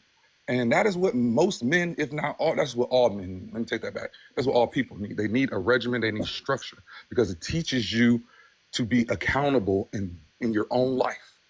And most people cannot be accountable to themselves. And when you have a regimen, you have to be prepared for when you get out of that regimen. Because when you're out of that regimen, all you're gonna do is sleep all day. Or, you know what I'm saying? You're gonna waste your life away. You gotta know, I'm not gonna do that. You gotta have that purpose figured out to where I know that I'm gonna handle my business even when nobody is looking. I know that I'm going to follow the rules, not because somebody have to, because that's who I am. Like they always say, we govern ourselves, we need our own police department. No, they don't. There've been psychological studies done on this decades ago. No, we cannot, because you know why? There's a simple experiment. Look at shopping carts. There's no reward for putting your shopping cart back up. There's no penalty for putting your shopping cart back up. We just know that's what you're supposed to do. But how many people don't put their shopping carts back in the corral? How many people don't put their carts back up because they need people to tell them what to do? They cannot be held accountable for themselves. Parking lot look like trash, even though we all know that to be a functioning member of society, to do the right thing, you should put that shopping cart back. But they don't. Because there are people that need to be told what to do because they refuse to hold themselves accountable to themselves. And that ain't gonna hurt you, not at all. You just meandered through the store for fucking 17 miles. But you mean to tell me walking that cart 15 feet is the last straw? You can't, oh my God, it's gonna kill me. Like, no, it don't work like that. You just need people to be down your throat. You don't follow the rules when nobody's looking. Is there such thing as too late? Absolutely. Because when you can no longer, when your current market value no longer can attain the things that you desire, want, or need, then it's too late for you. It's probably too late for you. You probably have crapped out. whatever you want, desire, or need at that moment in your life, when your current market value can no longer attain, acquire, achieve that thing or accomplish that thing, it is too late for you. And then you end up on dating apps and all y'all sifting through each other. Exactly. And it's just like but then there's no accountability, because then it becomes blaming everybody and everything. Except yourself. When you talked about the regiment, right? And at the end of the day, when you get out of that regiment, like you was like, I just don't want to be a loser, because that's my purpose. I know I don't want to be a loser. Like when I got out the military, like I had fell into depression and shit. I wasn't working. My wife was paying all the bills. I was being a bum. I was getting fat. I just played the game all day because I got out of my regiment for since I was 17. There was structure in my life, right? I meant something. I had purpose. Like people actually gave a fuck about me. And this is why I know that people don't give a fuck about you. Because like once I got out, I was no longer Sergeant Parrish. You know what I'm saying? I was Benny. Nobody, when I'm walking out into the store, nobody gives a fuck who you are. But when I was on base, oh, good morning, Sergeant. How you doing? Oh, Sergeant, I need this from you. You know what I'm saying? There was I had I mattered. So I fell into depression, right? And it got to a point. Now, mind you, up until that point, I got like 300 something pounds. I got fat as hell for me. And Bennett, one quick thing. You see your likes been at 49 this whole time, yeah, right? that's your job. You supposed to yell But at you me. do know that like I be trying to give you space with Chad and all of them. Cause I don't want to come off like a pit bull, but You supposed to yell at them. So go ahead. so since we've been here for like 30 minutes on this same thing, I want 60K. And then I'll turn the comments back on. Okay. That's all. Continue. So I got big as hell. And then it was two things, right? It was one thing when, now mind you, up until that point, I was always in shape. You know what I'm saying? Football, sports, running. I was always in shape. And my daughter had just been born, and I picked her up, and I was fucking out of breath. I mean, like huffing. And I said, man, I gotta. It was that, and just like the way, you know, our bank account was looking. You know what I'm saying? Like bills was paid, but we didn't get to do the things we was doing before. And I'm like, man, I gotta get out of this. You know what I'm saying? Like whatever it needs, I gotta get out of this because this ain't me. Like, and so that when people are like, oh, I was depressed, like, yeah, but it sounds insensitive, but at some point, man, like if it's in you, something should click. You're not gonna feel comfortable staying stagnant like I that. wasn't comfortable. I'm big as hell. Even my wife like, no, you know, I'm like, motherfucker, I'm big as hell. I got she's like, nah. I'm like, you just telling me that because you supposed to tell me that. But I'm like, I'm looking at myself in the mirror. This ain't me. This ain't the man you fell in love with, right? And people that get comfortable and they'll listen to something like that and then get mad when they woman step out on them or they man step out on them. No, you was big as hell. Fix yourself. You know what I'm saying? So I had to put that work in. I had to do what I had to do to get out of that rut. You know what I'm saying? And like I knew my purpose and I knew why I wanted to be, and I knew that wasn't me and I was uncomfortable. So I had to tighten my ass up and do what needed to be done. And there was I feel like in terms of like higher education, I feel like that's why a lot of people get their masters. Because when I got out of school, I kind of felt the same way because I wasn't working directly out of school, and I was just like, I don't like this at all. Just sitting at the house all day, I feel like I'm not doing it, and I'm not being productive. But then I thought about it, I was like, you know, maybe I will go back to school and get my master's now. But then once I got into a regimen again of working out, going to work and stuff like that, I became more like myself. I was happier, and I felt like I was moving with more intention. But yeah, like I feel like a lot of people that I know in my personal circle and went ahead and got their masters, it was almost like I still want to be a part of that community, and I feel like I'm somebody in that community, so I'm gonna continue to go down this path. I forgot it's a term for it, like, and a lot of women get caught. A lot of black women get caught up in this, where they just keep going to school, and they got 3 or 5 degrees. But there's a term for it. I just can't remember it. But they just keep going to get degrees. Career student. Yeah, because they don't want to because it's comfortable. And that lifestyle or the environment is there's something there that when they get out of it and then they have to go into the world and actually apply that education towards something, it's like, I don't want to do it. You know what I'm saying? I got a point about that too. The career education, like a lot of those people, and I've been in like spaces with people like I was getting my master's. Once I got my master's, like I'm chill, I'm good. But like some of those people, like not congratulations, but like the recognition and the validation that they get in those things is why they stay. Is because like if you're a student, people are like, oh my goodness, like look at you, you're getting your education. But like even the people in your own field, they're patting you on the back every 10 seconds for anything that you do. And it's like, that's fine. Like there's nothing wrong with that. But it's also like, you got to take that and go make some money. Like you just can't, like I had a person that I knew and when I was in a program, I think they were like 32 and they just kept doing school, which is fine, right? Get your degree, never really worked a job. And they were like, so like hell bent on letting everyone know that they were smarter, that they were more educated, that they had all this and that. And we were all like, you know what, cool, bro, like, good for you. But You you, did all this stuff, but it's like, we're trying to get, we got to get jobs. And I think that's why a lot of people stay in those spaces, because they get congratulations and they don't have to be outside their comfort zone. Somebody's always patting them on the back. because nobody wants to start. Like a lot of people are uncomfortable with starting over. See, and that and that's why I say the military is good for young men who don't know it. Because the reason why I have this such a realistic like thought process about the world is because like me getting up and being uncomfortable was just the norm in the Marine Corps specifically. I was in the infantry battalion, so I couldn't even get comfortable. It got to a point where I didn't even unpack my sea bags and shit when I moved into a damn barracks room because 3 months later I was gonna be in another one.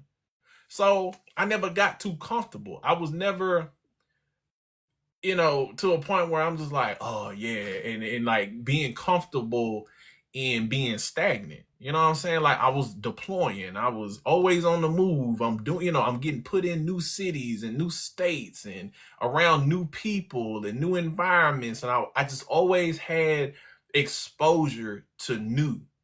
So it became easy for me to become adaptable to my situation that I was getting thrown into. So that's why I was able to get out of that rut that I was in. And those chicks that, people who are career students, they don't want to leave because when you have to start new, you starting from ground zero. Nobody gives a fuck about what you got going on. We don't care about your degrees. We don't care about your GPA. We don't care about, what I'm saying? It's like, what you about to do now? You got to prove yourself. And a lot of people don't want to do that. But there was a comment, the chick that was in the comments, I don't know if she's still here, but her name was Kay Blake.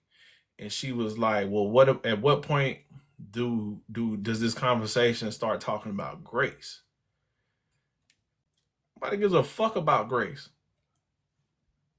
Fuck your grace. That's why I joined back in, because earlier you were talking about how like nobody gives a fuck about what you're going through, and like trust me, I get it. Like I did the thing where I sacrificed for my family because I wanted the best for all of us, and then I realized you can't take everybody with you. But the reality of it is that there are some people who care, and it seems like that they get punished for actually caring. Like I don't think that you should do things, go out of your way and give so much of yourself that you can't give back to yourself. But there are actually people out there who care. If there wasn't, then there wouldn't be entire tribes of people being taken advantage of by people who know that there are people who actually give a fuck about others. It's sort of just like, I know as an adult and as you're building your own life, you do have to care about like what you got going on. But like, there are what happened to community? What happened to all of that? Like, I don't know. It kind of just upset me because it's just like, no, I mean, yeah, there are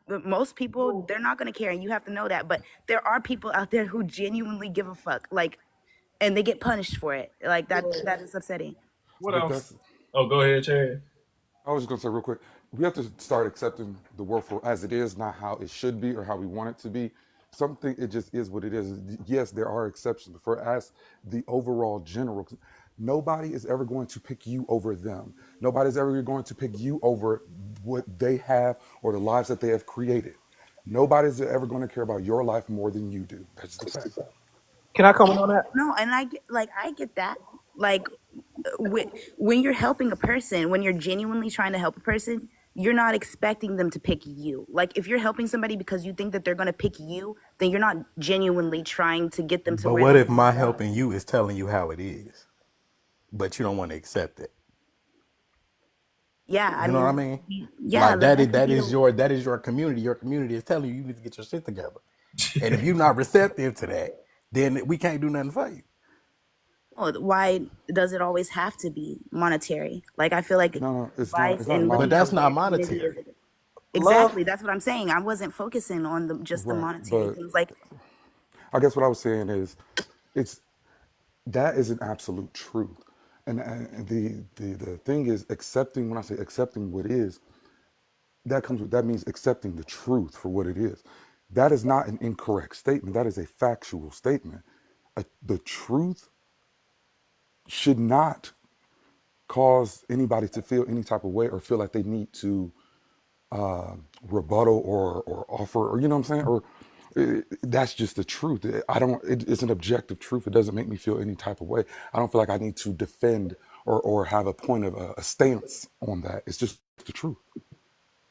Yes, that I felt a type of way because I know that I care. Like, I know I can't help everybody, and I don't really want to. Some people, like, you have to leave them where they're at because they're only ever going to figure it out on their own. But it's sort of just like, I see what's going on, and there's not much that I can do, but there's still a care. Like, I don't, why do you believe that I don't accept that as a truth? Like, I feel like the way that I think about it is because I know that. Like, nobody ever helped me to get to where I wanted to go. I always found myself at the lead, and there's nothing wrong with that, right? But it's sort of just like, why don't we hold ourselves to higher standards? It's like what the second question is: the Black community childish as a whole? It's sort of just like, yeah, we let each other get away with it. We don't hold each other to higher standards anymore. We don't expect more out of each other because even though we accept it for what it is, we also don't. We punish the wrong people. We punish the wrong people for I don't know, being the way that they are. I don't think it's a we thing punishing, but also like I think the caring people that get hurt from caring is by expecting others to care as much as you do about things. And when they don't reciprocate that, people get in their feelings about it. But it's like maybe sometimes you in a position to care because you have that ability and other people just don't. And then there are people who quote unquote care because it's like that they have that savior complex. Like they get off on caring. Yeah, like they do think. I'm not saying that was her, but I'm not saying that you love, but there are people who help because it does something for them. That's why I used the analogy earlier. Like when I give, I don't expect nobody to pay me back. I'm giving because I want to give. You know what I'm saying? So I'm not getting taken advantage of because I'm not expecting anything from that. Exactly. The people that get taken advantage of are people who do things and either expect something back or aren't doing it out of because they want to do it to begin with. That's what like I said that earlier. I don't think you're supposed to. I saw this. You're not supposed to pour from your cup. You're supposed to give the overflow of what you have. And you don't have to. Like I said, what happens is when you do start to overly care about people, something that I've learned is that they become greedy and entitled to your time and energy. Like they start expecting that out of you. Like, no, it is a choice to help other people. But that's what I was saying. I'm like, people doing for you is a privilege. Like they don't have, like nobody owes you, so you shouldn't expect anything. So that's what I mean. Like nobody gives a fuck about you more than you. I'm not saying you can't give a fuck about somebody, but when push comes to shove, like you said, once your cup is done overflowing, like, all right, bro, that's it. You gotta figure it out. And that's the problem. Oh, good. No, I'm saying that's the problem. Like the old saying of you can give a man a fish or you can teach him how to fish. Instead, it's like once you realize this is the type of person that all they want from you is your fish, and they ain't willing to learn how to fish themselves and do for themselves, then it's time to stop. Then it's time to stop giving to them. At that point, like, nah, no more of my cornbread, bro. Like, this is mine. Go bake your own, and that's just kind of how it is. And if you continue to give, knowing that that person is not receptive or is taking advantage of you, you continue to give, you can't be upset with the outcome. The reason that I even brought this up is because of like the lady who was here earlier talking about like her mother and her taking, and even the guy, he was talking about how he came back. Like, obviously, yeah, it's a choice, but I don't think that what their point is that like when people say like everybody has a story, when some people, they are using it as a crutch and they are using it as an excuse to not get to where they need to go. But some people it's just like, well, this is the circumstances that led me to that situation. It's not that I'm not going to get it. Like, I feel like using it as a crutch is like, because this happened, I can't do this. That's using it as a crutch. But just being like, well, this explains why I'm here right now, I don't think that that's the same thing. Yeah, we just saying don't use your past trauma to determine where you going in your life. Like, don't let that be such a stain on your life that you cannot go anywhere and you still revel on it and you still fondly think about it. Like, that's all we saying. Like, you know, it's nothing to say like, oh, Not everybody got stuff like that. It's like, okay, now what? Right. He will. Like, it's those people that like they'll have issues with a person, right? And they'll complain about that person for weeks or months or however you want to call it, right? But they keep letting that person doing the same thing. Like, at some point, it's like you're not really trying to get out from under that. Like, you're getting Or something you out of like it. that shit. Yeah, exactly. That you like it. Like, it's a routine. At least someone's engaging with you. But also, I want to say about the caring, like, some people that want to help you, and you gotta understand this because it's about community. Like, some people genuinely get off on helping you because when you're like, you know, at a better place, they'll come right back and be like, oh well, remember when I did this for you? And that goes back into like the person doing it for a quid pro quo. Like, some people do it for different reasons, but I think we gotta understand, like, you have to build your community a certain way with certain people, and to get those certain people, there are certain sacrifices, there are certain people's feelings that you have to hurt, because some people are really, really good at playing a card and sucking you in and making you care. But in reality, like, they just want to take what you have, like, and without having to work for it. Like you said about fishing, like, yes, what you're saying is true, love, but also you have to understand, like, you have to curate your life in a certain way for those things to be true, because there's certain people that just abuse that power, like, just being frank. So I think what you're saying is true, but it's true in only certain, in very small and very like Well, specific contexts. it comes with, so love. You're a caring person. You want to do for people, right? And and I'm sure there are other people that are like that, but just like with everything, use discernment. You know who you can do that for and who you don't need to do that for, so you don't get taken advantage of. So people, just like in any in relationships, period, romantic, platonic, friendships, everything boils down to discernment, and that's just what it is. Because um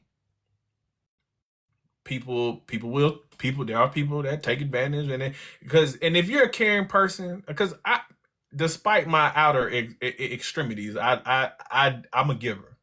I'm an asshole, and I'm gonna be like, get your shit together while I'm giving you this $1,000. I'm telling you, like, look, you need to get your shit together. Like, you know what I'm saying? But you're gonna get the money. And then I'm gonna follow up. I'm gonna get you the help, the advice, whatever you need. You know what I'm saying? Like, but when I give, I'm giving because I want to, and I'm giving to people that I know that I don't have a problem giving to, because I know it's gonna get paid forward, right? And so Barry Bull talking about you on live. I bet he is. Buddy ain't. First of all, pause. That motherfucker. I told him he. Oh, he's a clout chaser. Cause now I want to end this live to go over there. Cause I told that motherfucker that he tried to pull my car, and I said, well, I go live. You more than welcome to come over to my live, and we can talk. Because he's like, you want to talk to me man to man? I said, well, come to my live. We can talk. Like, I ain't ducking no smoke.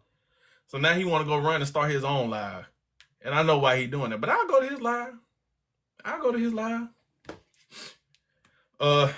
But anyways, that weird ass motherfucker. what your But heart calls you to do. he said what? What your heart calls you to do. You want to go argue with that man? Oh, Lord, hold on. Let me go to my backup. Hey, it was fun chatting. I gotta get ready. I got plans tonight anyway, so I gotta go ahead and start getting ready. Let me go see this But shit. but look, y'all be good. Hey, have a good one, man. Yeah, for sure. Y'all be easy. Oh, let me see what this man talking about.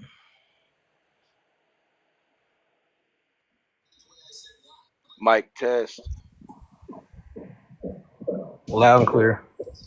Oh, this man is talking about me. Hold on. All right, y'all. Y'all go join his live, Barry Bull, because I'm about to go over there. We're going to see if he invite me up. So I'm about to end this so I can take my black ass over there and get on his ass. Yeah, what's his name? Oh, I have to go. All right, cool. Very bull. All right, y'all. Y'all be Yep.